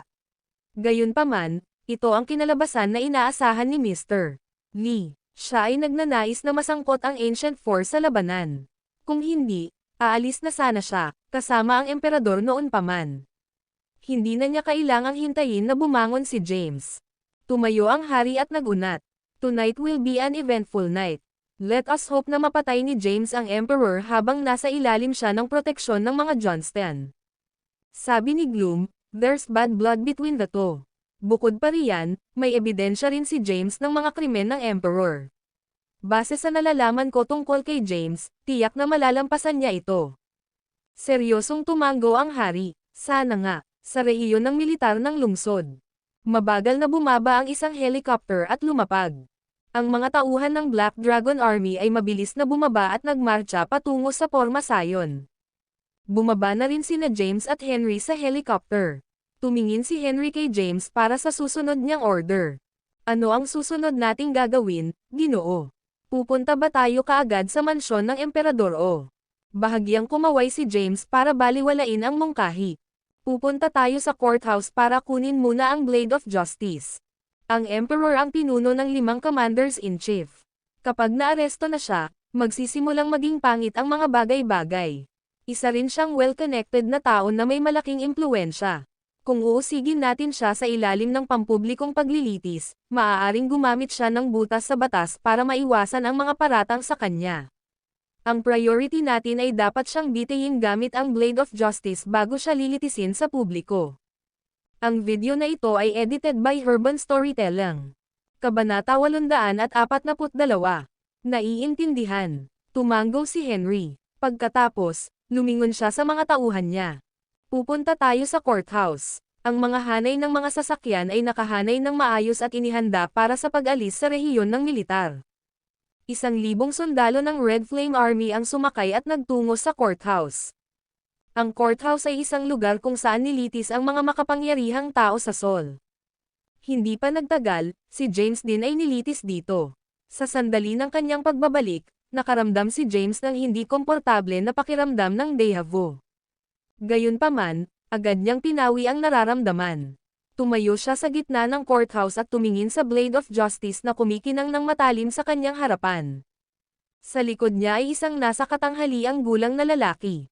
Siya ang punong mahistrado na namamahala sa courthouse. Nang maiharap sa mga lihim na utos ng hari, pinayagan niya si James na pumasok sa loob. Si James ay sadyang humakbang patungo sa Blade of Justice. Sa pagtingin sa espada na kumakatawan sa pinakamataas na awtoridad sa buong Seoul, bumulong siya, "Sinabi ko sa iyo na babalik ako para sa Blade of Justice." Sinabi ni Henry, "Congratulations, Dragon King." Ang espada ay nasa kamay na naman ng may-ari nito. Sa isang determinadong tingin, tumingin si James sa kanyang convoy at tumahol, sa Emperor's Mansion. Pagkatapos, umalis si James na may hawak na Blade of Justice. Nang marinig niya kung saan patungo si James, naramdaman ng huwes ng korte ang panginginig sa kanyang gulugad. Feed the Emperor's Mansion. Ano bang nangyayari? Nang maalala ang Red Flame Army na tinatakan ang lungsod, hindi niya maiwasang mapangiti ng hindi mapakali. Matapos makuha ang Blade of Justice, tumungo si James sa mansyon ng emperador kasama ang kanyang mga tauhan. Ang mansyon ng Emperor ay napalibutan ng 3,000 sundalo ng Black Dragon Army. Gayunpaman, ang lalaki mismo ay wala kahit saan. Sa isang gazebo sa Emperor's Mansion. Pinaikit ni James ang kanyang mga mata habang hinihintay na lumitaw ang emperador. Lumapit si Henry sa kanya kasama ang kanyang mga tauhan at nagutos, nandito kami para ihatid ang mga resulta ng aming survey. Hinanap namin ang lugar mula sa itaas hanggang sa ibaba ngunit wala kaming makitang bakas ng emperor. Kahit ang mga katulong ay hindi alam ang kanyang kasalukuyang kinaroroonan. Nang marinig ito, napakunot ang noo ni James. Ano? Sa sandaling iyon, lumitaw ang isang nasa katanghaliang gulang na lalaki na nakaitim na jacket sa tabi ng mga sundalo. Tumayo si James at tumingin kay Gloom. Lumapit si Gloom sa kanya at sinabing, wala na ang emperador. Pumunta na siya sa tirahan ng mga Johnston. Lalong lumalim ang pagkunot ng noo ni James. Ang tinutukoy mo ba ay isa sa mga pamilya ng Ancient Four? Tumango si Gloom. Tama, ang mga lihim na utos ng hari ay tumagas, at ang emperador ay nagawang harangin ito ng maaga. Kalahati ng 1 oras ang nakalipas, dinala niya ang kanyang mga tauhan sa palasyo at nilayon na itaas ang impyerno. Gayunpaman, hindi nagtagal, lumitaw ang mga Johnston at kinuha siya, layo. Hindi inaasahan ni James na ang Ancient Four ay makikisali sa kabiguan na ito. Tumingin siya kay Gloom at nagtanong, dapat ko bang ipagpatuloy ang paghabol sa kanya? Ibinalik ni Gloom ang titig ni James at patagang sinabi, ano sa tingin mo? Makikita sa tono ni James ang kanyang determinasyon at determinasyon. Sa tingin ko ako ang dapat natapusin ito. Gawin mo ang nararapat. Gayunpaman, dahil kasalukuyang kinukulong ng mga Johnston ang Emperor, malinaw na mayroon siyang suporta at proteksyon ng isa sa Ancient Four. Ano man ang susunod ay nakasalalay sa iyong sariling kakayahan. Matapos may hatid ang misteryosong linyang iyon, lumiko si Gloom para umalis. Nang lumingon siya, binato niya si James ng isang maliit na papel. Inabot ni James ang kanyang kamay para saluhin ang papel sa pagitan ng kanyang mga daliri. Sa sandaling nadikit ang papel sa kanyang mga daliri, napaatras si James sa pagkagulat. Ang papel ay nilagyan ng kaunting dark force. He wore a terrifying expression as he looked at the seemingly innocuous piece of paper. Ito ang address ng mga Johnston. Ang lungkot na wika habang unti-unting natutunaw ang kanyang figure sa malayong kadiliman. Ang lakas kaya, mahinang bulalas ni James pagkaalis ni Gloom. Ang bakas ng dark force sa maliit na piraso ng papel na iyon ay sapat na para matarante siya. Binuksan ni James ang piraso ng papel na naglalaman ng address ng mga Johnston. Pagkatapos ibigay ang address sa kanyang memorya, pinunit niya ito at sumigaw sa kanyang mga order ng mapilit, bilisan mo. Tumungo sa tirahan ng mga Johnston. Ang video na ito ay edited by Urban Storytelling. Kabanata 843. Matapos marinig na ang emperador ay dinala sa Johnstons, pinangunahan ni James ang Black Dragon Army patungo sa Johnstons. Gumawa siya ng kanyang hakbang na may iisang layunin lang ang nasa isip, itapon ang emperor. Nagplano siyang gamitin ang Blade of Justice para patayin siya. Kapag sa wakas ay patay na siya, ibubunyag ni James sa publiko ang mga kasalanan ng emperador. Sa isang patio sa suburbs ng capital. Ang patio ay isang testamento sa kasaysayan at itinayo gamit ang pinakamagandang kahoy. Ang mga dingding nito ay 3 metro ang taas at pininturahan ng pula. Sa gilid na hall ng courtyard, si Kennedy Johnston, ang elder ng sekta ng mga Johnston, ay nakaupo sa isang pulang upuan. Huminga siya ng malalim mula sa tabako na hawak niya at bumuga ng ulap ng usok. Tulad ng isang bata na pinagsabihan, ang emperador ay nakaupo sa katahimikan na kinakabahan sa tabi niya. Hinampas ni Kennedy ang kamay sa mesa. Nayanig ang mesa, at ang mga basong puno ng tubig sa ibabaw ng mesa ay tumagilid dahil sa impact. Ang kulit mo *****. Sumirit si Kennedy, tingnan mo ang ginawa mo. Nilapastangan mo ang magandang pangalan ng mga Johnston. Ang Emperor ay patuloy na tumingin sa ibaba sa katahimikan at walang sinabi upang ipagtanggol ang kanyang sarili. You're a Johnston. How could you stoop so low as to work under someone else? Ano kaya ang iisipin ng publiko tungkol sa atin kung mahuli nila ito? Wala akong pagpipilian, elder ng sekta, wika ni Theodore. Nagniningning ang kanyang mga mata sa mga luhang umaagos sa kanyang pisngi. Ang aking ama ay isang illegitimate na anak, na siyang dahilan para maging ako. Wala kaming lugar sa pamilyang ito. Iniisip ng buong mundo na ako ay isang biro. Ni hindi ako makalakad sa labas ng nakataas ang aking ulo. Ano ang dapat kong gawin kung hindi ako umasa sa iba para sa tulong? Ako ba ang kinakausap mo? Agad na itinikom ni Theodore ang kanyang bibig, napatirapo siya sa harap ni Kenny habang patuloy sa pag-iyak. I've learned my lesson. From today onwards, I will only involve myself in family matters. I won't venture outside or get involved in the affairs of others. Alisin mo ang F*6 sa mukha ko. Naiintindihan. Para siyang nakatanggap ng maharlikang pardon, magalang na tumayo si Theodore at umalis ng may paggalang. Nang nailayo ang mukha niya kay Kennedy, tumigas ang ekspresyon niya. Puro pangungutya at pangungutya lang ang alam niya simula pa noong bata pa siya. Ngayong umakyat na siya sa ranggo at naging emperor, hindi niya hahayaang masayang ang lahat anumang oras sa lalong madaling panahon. Dahil personal siyang ibinalik ng kanyang pamilya, nangangahulugan ito na nasa ilalim siya ng kanilang proteksyon sa ngayon. Hanggat nananatili siya sa sambahayan at hindi gumala, magkakaroon siya ng pagkakataon na nakawin ang scroll ng kayamanan ng pamilya maaga o huli. Sa labas, nagpunta si James sa Johnstons kasama ang Black Dragon Army sa hila. Habang pinagmamasdan ng kanyang mga mata ang maliwanag na patio, tahimik siyang bamulong, ito ang dapat na lugar. Pagkatapos, nagbigay siya ng utos, palibutan ang lugar. Huwag hayaang makatakas ang sospek. Agad na naghiwa-hiwalay ang mga sundalo at pinalibutan ang looban. Sa looban, si Kennedy ay nakaupo sa pulang upuan na humihit-hit pa rin ng kanyang tabako. Pumasok ang isang babae at sumandal sa tenga niya. Sect Elder, mukhang may isang hukbo na nagpakita at pinalibutan ang ating bakuran.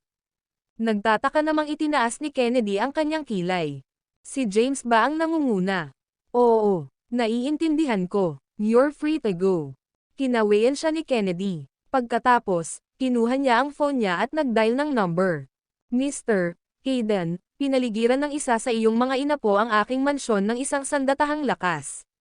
Dahil siya ay isang Hayden, naniniwala ako na nararapat lamang na ipaalam sa iyo ang tungkol sa pag-unlad na ito.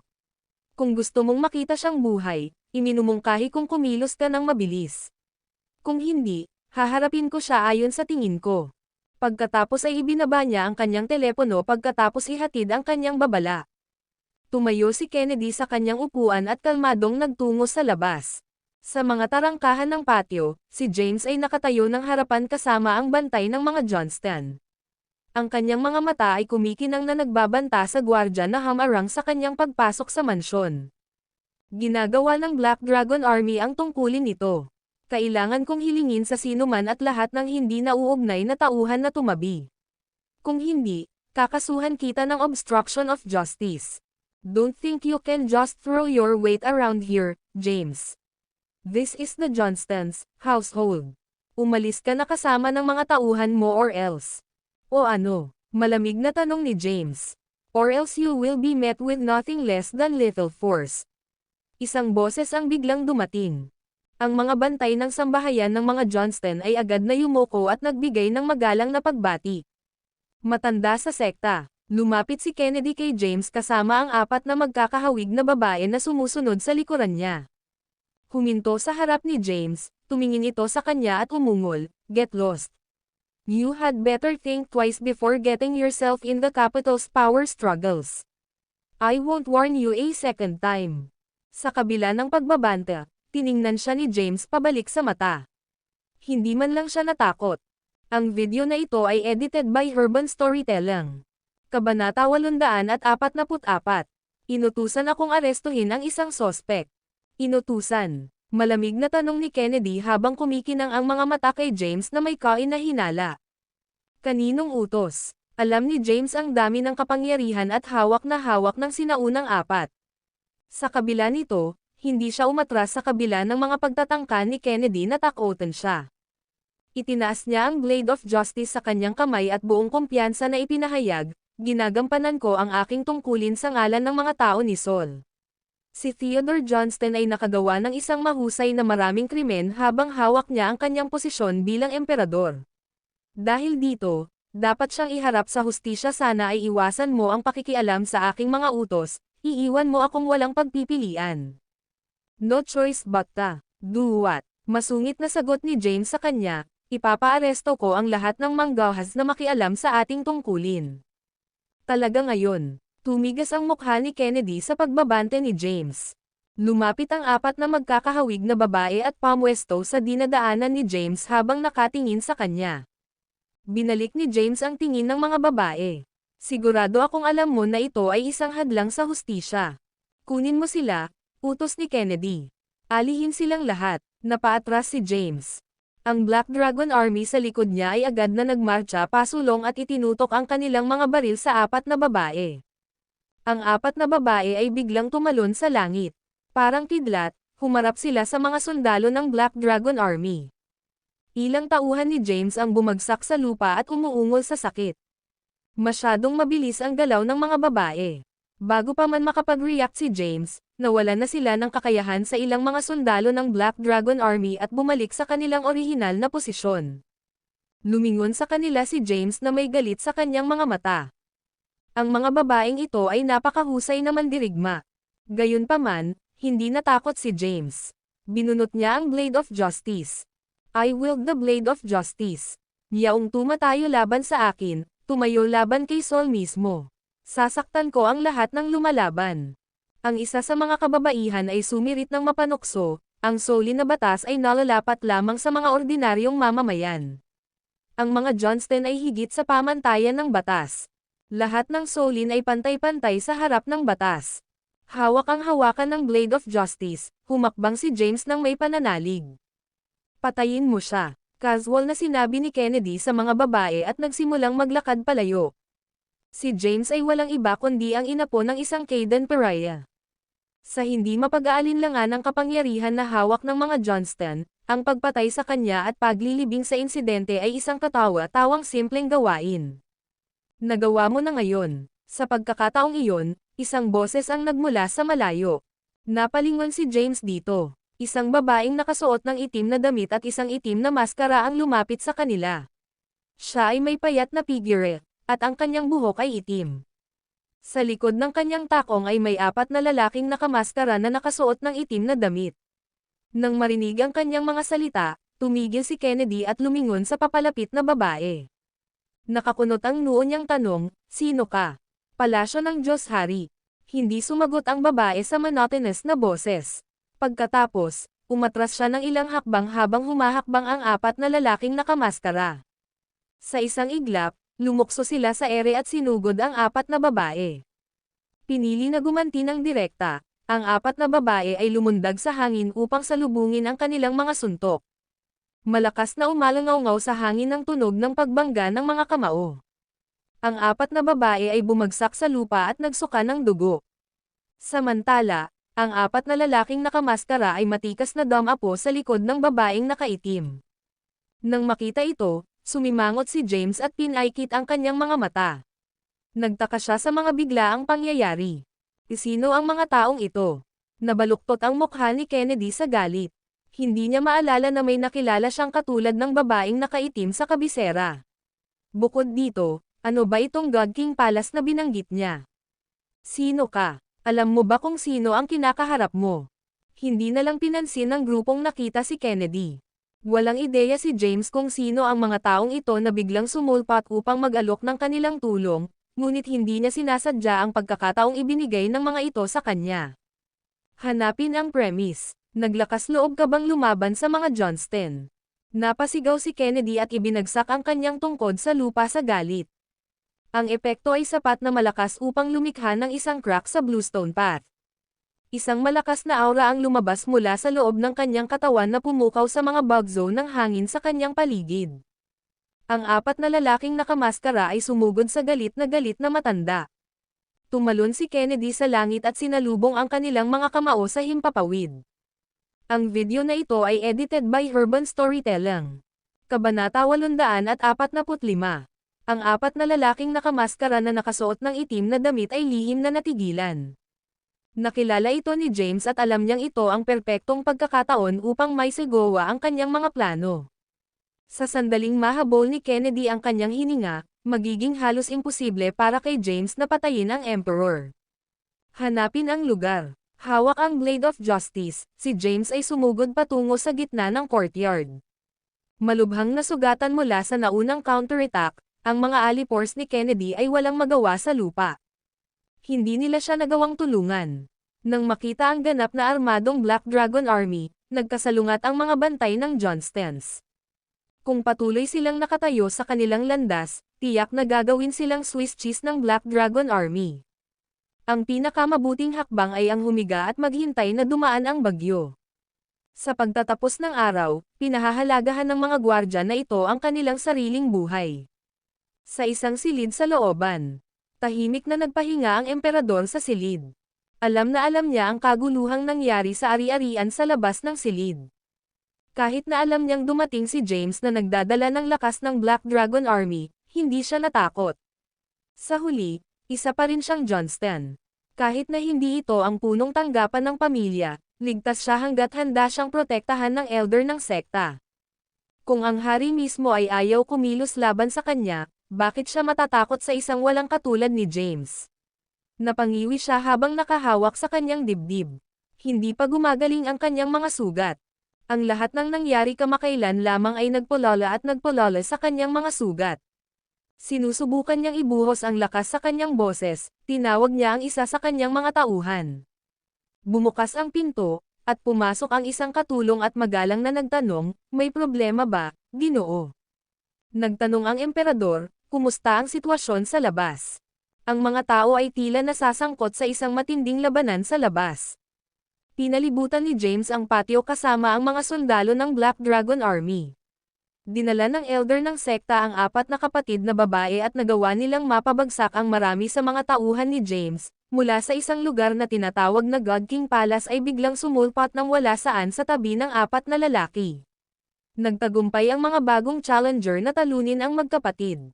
Ngayon, sila ay kasalukuyang nakakulong sa pakikipaglaban sa elder ng sekta. Ano? Hindi makapaniwalang bulalas ng emperador. Natalo nila yung apat na magkapatid. Siya ay lubos na nahuhulog. Ang apat na kapatid na babae ay mga chambermaids ni Kennedy. Mula noong sila ay mga bata pa, sila ay personal na sinanay sa martial arts ni Kennedy mismo. Pinabulaanan ng kanilang kagandahang kabataan ang katotohanan na sila ay lubhang kakilakilabot na mga mandirigma na nagawang linangin ang true energy. Ipagpatuloy ang pagsubaybay sa sitwasyon at iulat ang anumang pagbabago sa akin. Nang maunawaan kung gaano kahirap ang sitwasyon ngayon, kinakabahan ngayon ang emperador. Naiintindihan. Tumalikod ang katulong para umalis. Sa sandaling binuksan niya ang pinto, umatras siya ng ilang matigas na hakbang at itinaas ang mga kamay sa ere. "Anong kalokohan ang ginagawa mo? Bilisan mo at..." Ibinuka ng emperor ang kanyang bibig upang simulan ang pagsuwi sa kawalan ng pagkaapurahan ng kanyang lingkod. Sa pag-angat niya ng ulo patungo sa pinto, nakita niyang may nakatutok na baril sa kanya ang kanyang katulong. Ang Black Dragon Army ay walang humpay na nagmarcha kasama ang kanilang mga commander na dahan-daang pumasok sa likuran nila. Nang makita niya ang ganap na armadong mga lalaki, ang lahat ng kulay ay nawala sa mukha ng emperador. Kinagat niya ang kanyang mga ngipin, at galit na galit niyang pinandilatan ang lalaking nanguna sa kanila. Inilabas ni James ang isang pares ng pulsos at tiningnan ng diretso sa mata ang emperor. "Dumating na ang iyong oras ng pagtutuos, emperor." Mapait na tinitigan ng emperador si James. "Naiintindihan mo ba ang iyong ginagawa, James? Alam mo ba kung saan ka nakatayo? Ito ang ari-arian ng mga Johnston. Kahit na ang hari mismo ay hindi nangangahas na kumilos ng walang ingat dito." Ganap na hindi nabigla sa katapangan ng Emperor, dahan-daang humakbang si James patungo sa Emperor habang nakahawak pa rin sa mga pusas. Walang kamalay-malay na napaatras ng ilang hakbang ang Emperador. Nawala ang kanyang paa, natapilok siya at natumba sa sofa. Stay back, this is the Johnstons. Wala kang karapatang arestuhin ako. Ni hindi ka kayang protektahan ng hari mula sa paghihiganti ng mga Johnston. Tulad ng isang nasulok na aso, ang Emperor ay umungol at nagtaas ng kanyang boses sa desperadong pagtatangka na pigilan si James. Casual na inihagis ni James ang mga pusas sa tabi at sila'y nag-ingay sa sahig bago dumausdad sa ilang sulok ng silid. Shing! Magalang niyang hinugot ang Blade of Justice. Bagamat sinaunang panahon, ang espada ay napakatalam pa rin. Ang talam nito ay sumalo sa liwanag at naaninag ito sa kahabaan nito sa isang walang awa at mapanganib na kislap. Anong ginagawa mo? Habang mabilis na pumasok ang katotohanan ng nangyayari, ang tapang na pumuno sa mga salita ng Emperador kanina ay mabilis na nawala at napalitan ng purong takot. Si James ay patuloy na nakatitig sa kanya nang hindi kumikibo kanina. Matalas at malamig ang kanyang mga salita gaya ng talam na hawak niya sa kanyang mga kamay. Ang Emperador ay nagkasala ng paglaban sa pag-aresto. Bukod pa rito, ang kanyang mga aksyon ay nagbanta sa kaligtasan ng mga tauhan ng pagpapatupad ng batas. Dahil dito, siya ay determinado na maging isang hindi may kakailan na panganib sa lipunan at pinatay sa lugar. Paglingon niya, sinalubong niya ang tingin ni Henry at ng hukbo ng Black Dragon. Naiintindihan ba iyon? Naiintindihan. Ang Emperador ay lumaban sa pag-aresto at pinatay sa lugar. Si James ay nasisiyahang tumingin. Habang hawak ang Blade of Justice, naglakad siya patungo sa Emperor. Sa pagharap sa banta ng kanyang nalalapit na kamatayan, nanginginig sa takot ang Emperador. Tumulo ang pawis sa kanyang noo at ang bilis ng tibok ng kanyang puso, akala niya ay lalabas na ito sa kanyang dibdib. He glared at James menacingly. Seryoso ka ba dito? Sa paggawa nito, ginagawa mong kaaway ang mga Johnston. Kung papatayin mo ako, tapos na rin para sa iyo. I'm not so sure about that. What I'm completely sure about is the fact that you will not live to see the next sunrise. Habang sinasabi niya iyon, inihanda niya ang espada. Splurt! Ang matalim na talam ay tumusok sa katawan ng Emperador. Ang video na ito ay edited by Urban Storytelling. Kabanata 846. Tumulo ang dugo sa bibig ng Emperor. Namumungay ang kanyang mga mata, hindi maintindihan ang nangyari. Hindi siya makapaniwala na nang-ahas si James na patayin siya sa kinatatayuan niya. Ikaw, sa may puot, duguan ng mga mata, ang Emperor ay tumili bilang pagtanggi. Hinding-hindi kita mapapatawad, James. Haha. How dare you spill my blood at the Johnston estate? Once die, you're going to follow soon after. I'll see you in hell. Na parang naiirita sa pananalita ng Emperador, binunot ni James ang kanyang espada mula sa katawan ng Emperador. Bumulwak ang dugo mula sa nakanganga na sugat. Halos kaagad, binunot ni James ang kanyang baril. Bang! Bang! Bang! Nagpaputok siya ng ilang putok sa sugatang lalaki. Ang Emperor ay bumagsak sa isang pool ng kanyang sariling dugo habang siya ay umalis sa mundo. Huminga ng malalim si James. Sa wakas, ang Emperador ay sa wakas ay patay na. Ang problema ngayon ay ang potensyal na kaguluhan na sumiklab pagkatapos ng kanyang kamatayan. Ibalik ang kanyang katawan. Ilalagay natin siya sa paglilitis bukas ng umaga at ilantad ang kanyang mga krimen sa mundo. Matapos ibigay ang kanyang mga order, nagsimulang maglakad si James palabas ng silid. Bago siya makaalis, isang galit na sigaw ang nagyayanig sa silid. How dare you kill a member of the Johnstons? Magbabayad ka dito. Galit na sumugod si Kennedy kay James. Ang tungkod sa kanyang mga kamay ay nakahanda ng hampasin sa mahahalagang punto ni James. Dumilim ang mukha ni James. Ipinatawag niya ang lahat ng true energy na maaari niyang makuha mula sa loob ng kanyang katawan at ipinadala ito sa Blade of Justice. Nang itinaas niya si Chesord at naghahanda para sa impact, isang figure ang bumungad sa kanya at walang kahirap-hirap na pinigilan ang pag-atake ni Kennedy. Nadapa si Kennedy. Pag-atras niya ng ilang hakbang, bigla siyang umubo ng puno ng dugo. Agad naman siyang pinalibutan ng apat na lalaking nakasuot ng itim na damit.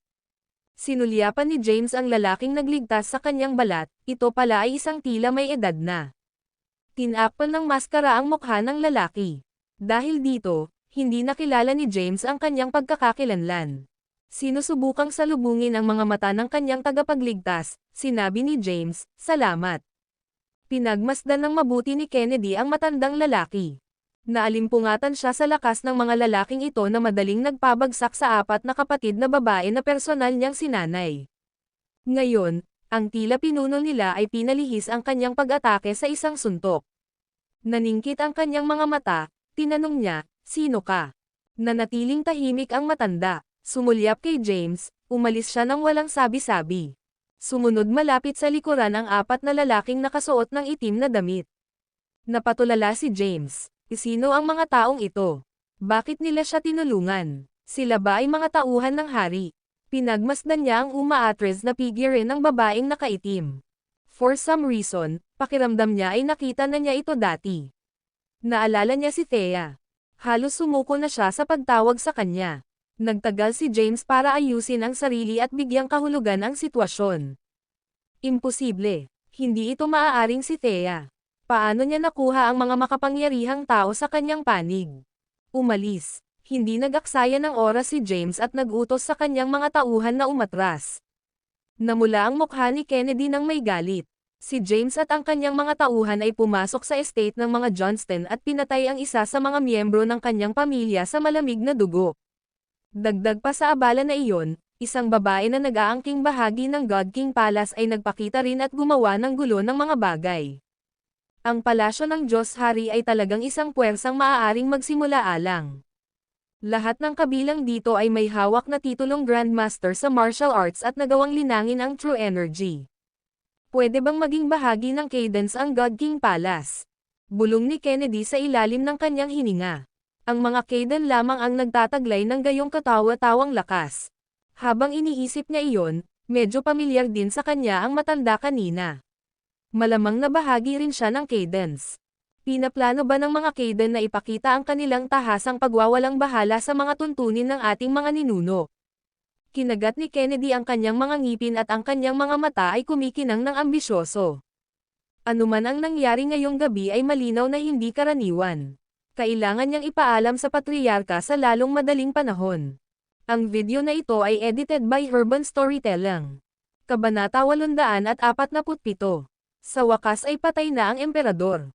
Pinili ni James na tapusin na lang ang mga bagay gamit ang Blade of Justice dahil gusto niyang iwasan ang pagbibigay ng pagkakataon para makatakas ang emperor. Alam niya na kung ang emperor ay nauna ng nilitis, ginamit ng lalaki ang isa sa mga panlilinlang sa kanyang manggas upang iwasan ang hustisya ng batas. Hindi lamang siya isang makapangyarihang tao na may mga koneksyon sa bawat antas ng lipunan, ngunit ang emperador ay mayroon ding mga Johnston na sumusuporta sa kanya mula sa likod ng mga eksena. Bawat pagliko ng kanyang misyon na patayin ang emperador ay puno ng mga hadlang. Hindi niya inaasahan na ang mga Johnston ay magkakaroon ng kapangahasan na hadlangan ang kanyang landas at aabot pa sa pag-atake sa Black Dragon Army.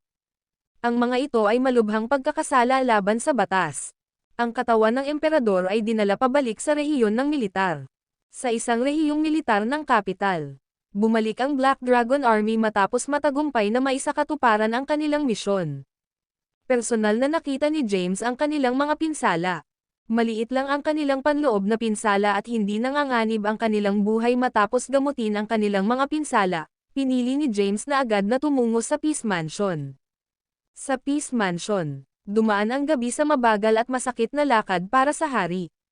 Nawalan na siya ng antok at napatigil sa pag-asam na makatanggap siya ng magandang balita mula kay James.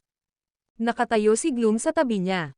Nakatanggap lang ako ng balita na matagumpay na naisagawa ni James ang pagpatay sa Emperor. Bumalik na ang Black Dragon Army dala ang kanyang katawan. Nang marinig ang hindi inaasahang balita, nagliwanag ang mga mata ng hari. Ibinalik ng mga Johnston ang emperador sa kanilang lugar sa pagtatangkang pagtakpan siya. Paano nagawang patayin ni James ang emperador na mayroon pang ang direktang proteksyon ng elder ng sekta? Umiling si Gloom sa kawalan ng katiyakan. Hindi pa malinaw ang mga detalye. We'll need to wait for James to arrival and debrief us. He should be here soon.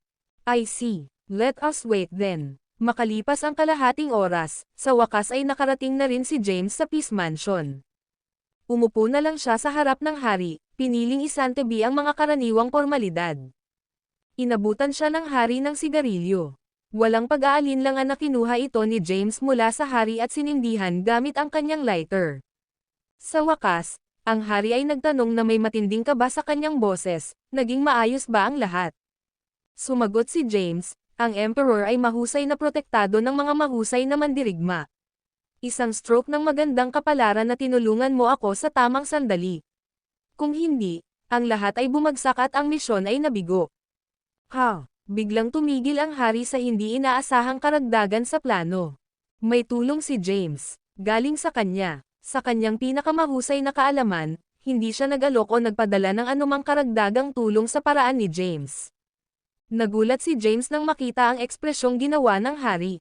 Saglit siyang nag-alinlangan, pagkatapos ay sinundan niya ng tanong. Ang palasyo ng Diyos Hari ay hindi isa sa iyong mga tauhan. Naguguluhan na tumingin ang hari kay Gloom. Nakakunot ang noo, nagtanong si Gloom, ano ang ibig mong sabihin ng Diyos King Palace? Ibinigay ni James ang kanyang salaysay tungkol sa nangyari noong gabing iyon sa Johnstons. Ang mga mukha ng hari at Gloom ay parehong pinagtibay, tungkol sa mga nakasimangot. Ang palasyo ng Diyos Hari. Kailan nagkaroon ng ganoong puwersa si Saul? Higit pa riyan, hindi nila nahirapan ang 4 na kapatid na babae. Ang mga kapatid na babae sa tabi ni Kennedy ay nasa pangalawang ranggo ng panloob na lakas. Ang kadalian kung saan ang mga kapatid na babae ay ipinadala ay nagpapahiwatig na ang lakas ng mga lalaki ay higit pa sa mga nasa ikalawang ranggo. Upang idagdag sa pagkalito, ang matandang lalaki na lumitaw sa huling sandali ay madali ring naitaboy ang mga pag-atake ni Kennedy. Halos tumama sa sahig ang mga panga ni King at Gloom dahil sa gulat. Lalong nadagdagan ang pagkabalisa ni James habang nagpatuloy ang natulala na katahimikan ng King at Gloom. So, hindi ba kayo ang nagpadala sa God King Palace para tumulong sa misyon? Ang video na ito ay edited by Herban Storytelling. Kabanata 848. Sumagot ang hari ng may pag-aalinlangan, wala akong ideya kung ano ang palasyo ng Diyos Hari, ni hindi ko pa ito narinig. Ang kakaibang pag-unlad na ito ay nagkaroon ng pagkabalisa kay James. Kung ang palasyo ng Diyos Hari ay hindi inutusan ng hari na tulungan siya, kung gayon bakit sila nakialam at binaliktad ang sitwasyon sa pabor ni James? Bakit nila pinayagan siyang bitayin ang emperador? Ang hari ay tumingin kay Gloom nang may pagtatanong at itinaas ang kanyang kilay. Napakahusay mong nabasa, nakatagpo ka na ba ng anumang pagbanggit sa palasyo ng Diyos Hari? Bakas pa rin sa mukha ni Gloom ang kawalan ng katiyakan. Hindi, ito ang unang beses na narinig ko ang tungkol sa kanila. Huminga ng malalim si James. Lumapit siya upang makita ang hari upang malaman ang higit pa tungkol sa palasyo ng Diyos Hari. Gayunpaman, kahit na ang hari ay hindi alam ang kanilang pag-iral o ang kanilang layunin. Sinong panig ang tinatigan ng palasyo ng Diyos Hari? Talaga bang magkaalyado sila? Hindi nagtagal ang hari sa paksa. Dahil patay na ang emperador, marami tayong dapat gawin. Dapat kang bumalik at kunin ang lahat ng pahinga na kailangan mo. Bukas ng umaga, ibubunyag natin ang mga pangyayari kagabi at ibubunyag ang hindi mabilang na emperador, kasalanan sa mundo. Habang nasa paksa tayo, dahil sa pagkamatay ng emperador, ang Red Flame Army ay kulang na ng pinuno. Interesado ka ba na pangasiwaan din sila? Magalang na tinanggihan ni James ang alok. Hindi, salamat. Hindi ko na gusto ang titulong Dragon King at hindi ko rin nais na maging commander pa rin ng Black Dragon Army. Ang gusto ko lang sa puntong ito ay mamuhay ng walang pakialam. Naayos na, plano kong magretiro ng tuluyan. Tinitigan siya ng hari na may malungkot na ekspresyon. Hindi lamang ito isang matayog na posisyon, ngunit ang ganitong uri ng pagkakataon ay hindi dumarating ng 2 beses. Dapat mong isaalang-alang ito ng mabuti bago tahasan ang pagtanggi. Ang dakilang kapangyarihan ay nagdudulot ng napakalaking responsibilidad. Napuno ako ng intriga sa politika sa loob ng 10 buhay. Maraming salamat. Binabaan muli ni James ang alok. Wala talaga siyang intensyon o hangarin na maging pinuno ng 5 commanders-in-chief. Okay then, moving forward, you'll have to be on your guard. Hindi lang napatay mo ang emperor, kundi nakagawa ka rin ng kaaway sa mga Johnston. Hindi ito tatanggapin ng mga tao sa paghiga. Binalaan ng hari si James. Huminto si James. May biglang ipinaalala sa kanya ang hari. Siya nga pala, ang mga Johnston ay nakialam sa misyon kagabi at ang kanilang mga aksyon ay maaaring ituring na kanilang sinasadyang pagharang sa hustisya. Maaari ko bang arestuhin sila sa mga batayan na ito? Nagulat ang King at Gloom sa walang kabuluhang pahayag ni James. Nais niyang arestado ang mga Johnston. Ang hari ay sumambulat sa nakakaaliw na tawa pagkatapos manatiling tahimik ng ilang segundo. James, ikaw ang una at marahil ang huling tao na may lakas ng loob na gumawa ng kalokohang mungkahi. Dapat mong ituring ang iyong sarili na maswerte kung pipiliin ng mga Johnston na huwag nang ituloy ang mga bagay. Hindi ako makapaniwala na sinabi mo lang na gusto mo, arestuhin sila. Sana huwag na nilang palakihin pa ang sitwasyon. Nagkibit-balikat si James sa bahagyang pagkadismaya. Nais niyang turuan ang mga Johnston ng leksyon para sa mababang pagtingin sa batas ni Solin. Gayunpaman, dahil pinayuhan ng hari ang gayong hakbang, wala siyang pagpipilian kundi hayaan ang pag-slide na ito. Sa unang lugar, hindi siya nagtataglay ng lakas o impluwensyang kailangan para arestuhin ang mga Johnston. I'm exhausted after working the whole night. I'll head back first.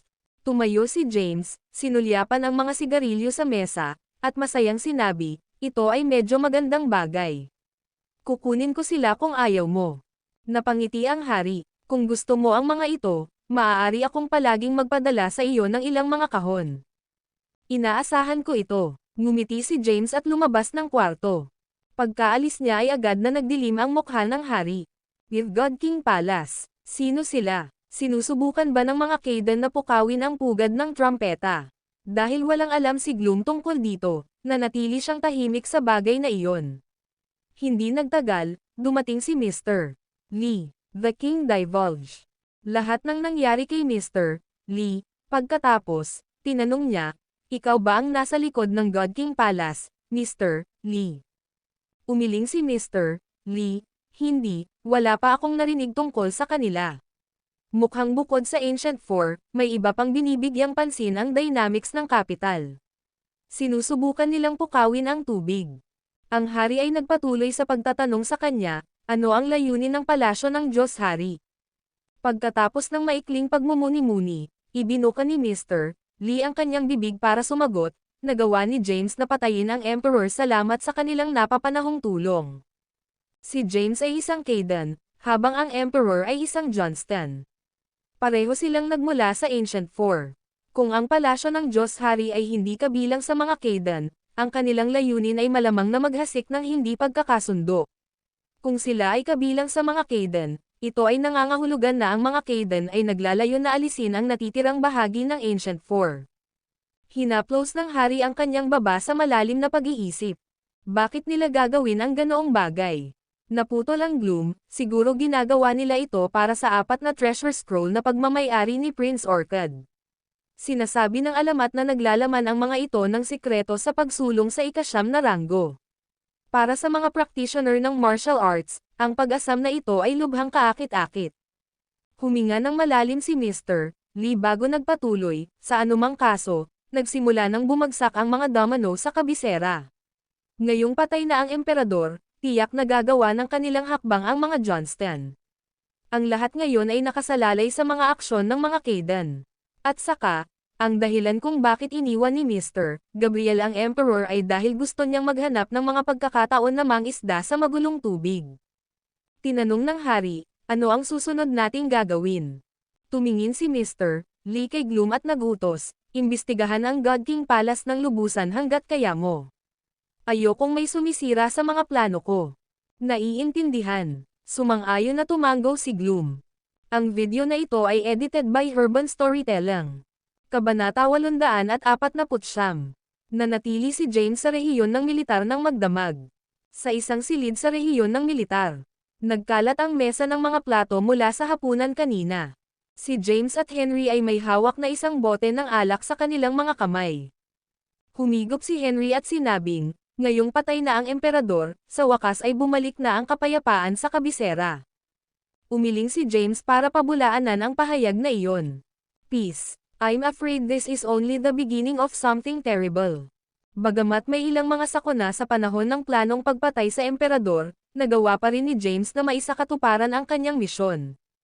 Gayunpaman, nakikita niya ang isang bagyo sa abot tanaw.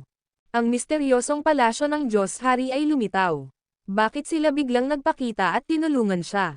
Kahit anong tingin niya dito, hindi maintindihan ni James.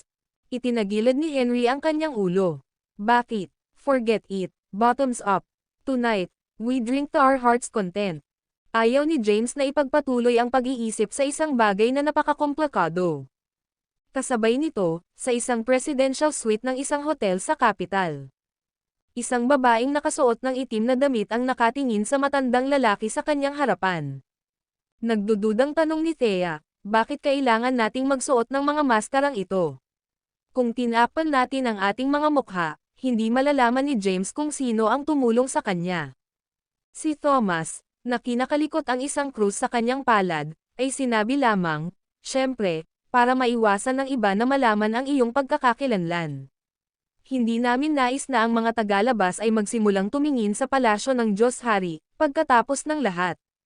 Naguguluhan pa rin si Thea, ano ang susunod nating gagawin? Gawin mo ang gusto mo. Gayunpaman, ingatan mong huwag ibunyag ang iyong pagkakakilanlan. Kung hindi, malalagay tayo sa matinding gulo. Hindi lang si James ang madadami, kundi madadami ka rin sa kung ano mang mangyari. Kapag nangyari iyon, mag-isa ka lang. Matapos magbigay ng kanyang mahigpit na paalala, matamlay na lumabas si Thomas ng silid. Umupo si Thea sa isang upuan at pinag-isipan ang mga salita ni Thomas. Hindi niya maintindihan ang gustong gawin ni Thomas. Gayunpaman, kontento na siya hanggat natulungan niya si James.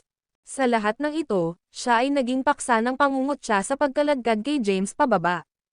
Ang mga pag-aangkin ay hindi eksaktong hindi totoo. Gayunpaman, ngayong lihim na niyang sinuportahan ang kanyang minamahal, hindi niya maiwasang ibunyag ang lahat kay James. Nang maalala niya ang mga salita ni Thomas, nagpasya siyang hindi ito. Lumipas ang gabi ng tahimik. Kinaumagahan, ang lahat ng mga istasyon ng TV ay nag-uulat sa insidente kung saan pinalibutan ng Red Flame Army ang palasyo. Bagamat hindi nagtagal ay inalis na ang pagpigil, gayunpaman ay lumikha ito ng lubos na sensasyon. Iyon ay dahil ang kabisera ay ang puso ni Saul. Dahil dito, binigyang pansin ng lahat ang pinakamaliit na detalye at ang pinakawalang halaga ng mga pangyayaring naganap. Alam ng lahat na may nangyari kagabi. Ang mga detalye, gayunpaman, ay nakahanda pa rin para sa debate. Tulog pa rin si James. May kumatok sa pinto. Kinaladkad ni James ang kanyang katawan mula sa kama at sinagot ang pinto. Si Henry, na nakauniporme ng militar, ay nakatayo sa harap ng pinto. He saluted James and announced, Dragon King, the time has come for the press conference. Humikab si James na parang wala siyang pakialam. Ipapaubaya ko sa iyo ang lahat. Pagkasabi niyan, ibinigay niya kay Henry ang mga dokumentong ibinigay sa kanya ni Gloom at nagutos, pumunta ka sa korte pagkatapos ng press conference. Ilantad ang mga krimen ng Emperor. Kapag tapos na iyon, magtatapos na ang iyong negosyo sa kanya. How is that possible, sir? I need you to take control of the situation. Hindi nag-abalang itago ni Henry ang kaba. Bakit hindi pwede? 1-star lieutenant ka naman eh. Bumalik si James sa kanyang kama. Matigas ang ulo na sinundan siya ni Henry at sinabing, ikaw ang pumatay sa Emperor gamit ang Blade of Justice. Mahihirapan akong ipaliwanag ang mga bagay nang wala ka. Gusto kong iwasang pansinin ang sarili ko sa sandaling ito. Henry, bigyan mo ang iyong sarili ng higit na pagkilala. At saka, wala na ang emperador sa mundong ito. Nagpe-formality lang kami. Para sa iba, gagawa ang hari, mga kinakailangang pagsasaayos. Walang choice si Henry kundi ang mismong magtungo sa press conference. Dumiretso siya sa General Assembly Hall.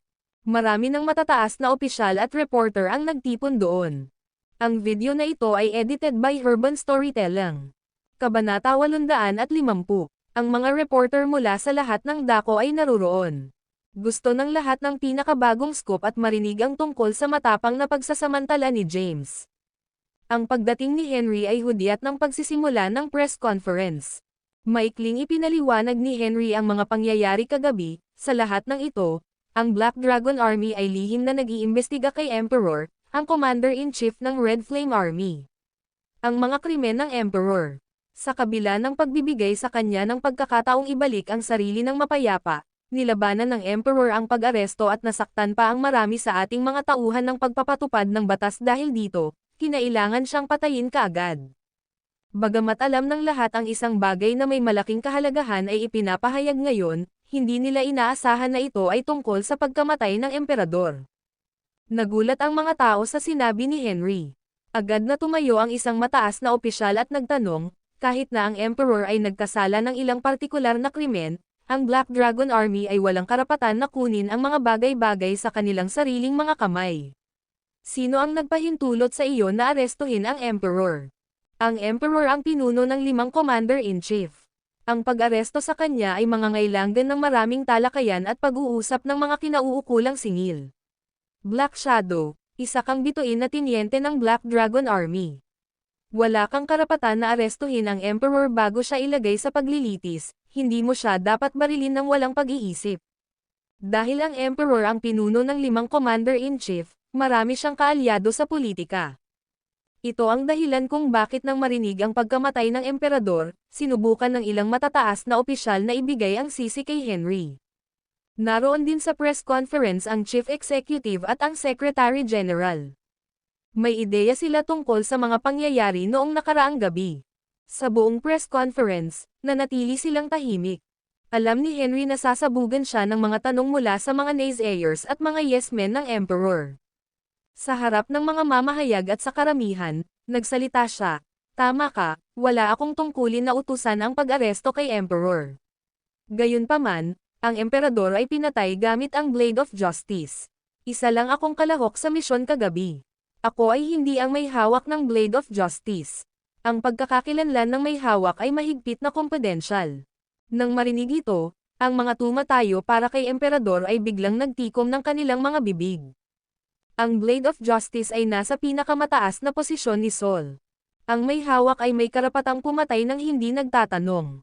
Sa sandaling iyon, ang kalihim general ay humakbang pasulong upang idagdag, ang estado ay nagsasagawa ng isang pagsisiyasat sa emperador sa loob ng mahabang panahon ngayon. Tumayo ang punong ehekutibo upang magsalita, susunod, ilantad natin ang mga krimen ng emperador para makita ng lahat. Naging wild ang kabuuan ni Sol nang marinig ang balita. Ano? Patay na ang emperador. Totoo. Nagsagawa pa ng press conference ang estado. Tila nagtungo ang Black Dragon Army sa Emperor's Mansion para arestuhin siya. Pinili ng Emperor na huwag umalis ng tahimik at nilabanan ang pag-aresto pati na rin saktan ang maraming opisyal ng pagpapatupad ng batas. Dahil dito, siya ay pinatay ng Blade of Justice sa mismong kinatatayuan niya. Kasabay nito, sa Johnstons. Kagabi, nagmamadaling bumalik si Kennedy sa punong tanggapan ng mga Johnston at ipinaalam sa Patriarch ang insidente. Pagkatapos ay tumawag ang Patriarch para sa isang emergency na pagpupulong kasama ang maraming kilalang miyembro ng pamilya. Ang pagpupulong na ito ay tumagal ng isang buong gabi. Sa panahon ng pagpupulong, ibinigay ni Kennedy ang kanyang pagsusuri sa nangyari. Naniniwala na siya na ang God King Palace na namagitan sa bagay na ito ay ang mga Kayden mismo.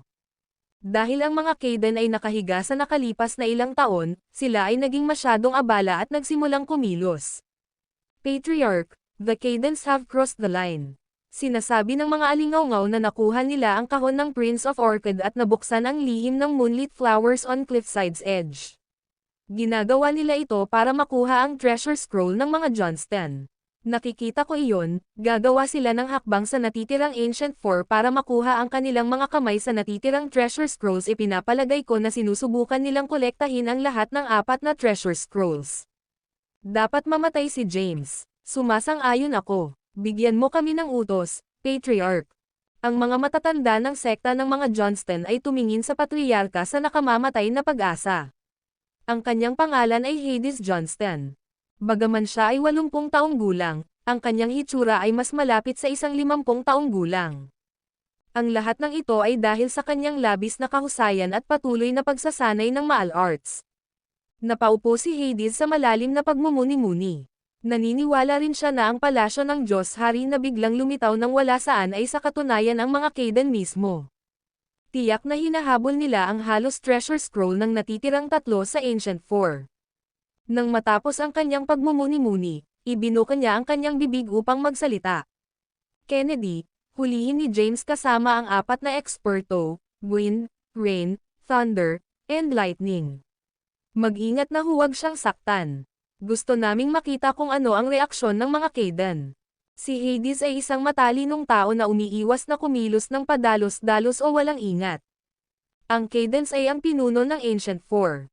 Dahil hindi siya lubos na sigurado kung ang mga Kaydan ay kabilang sa God King Palace, kailangan muna niyang subukan ang tubig. Kung tutuusin, hindi niya nais na magkaroon ng away sa mga Kaydan dahil may ibang naghahasik ng hidwaan sa kanilang dalawa. Naiintindihan. Tumayo si Kennedy. Ang kanyang ekspresyon ay kasing dilim ng isang napakalalim na hukay at ang kanyang mga mata ay nag-aapoy sa tahimik na galit.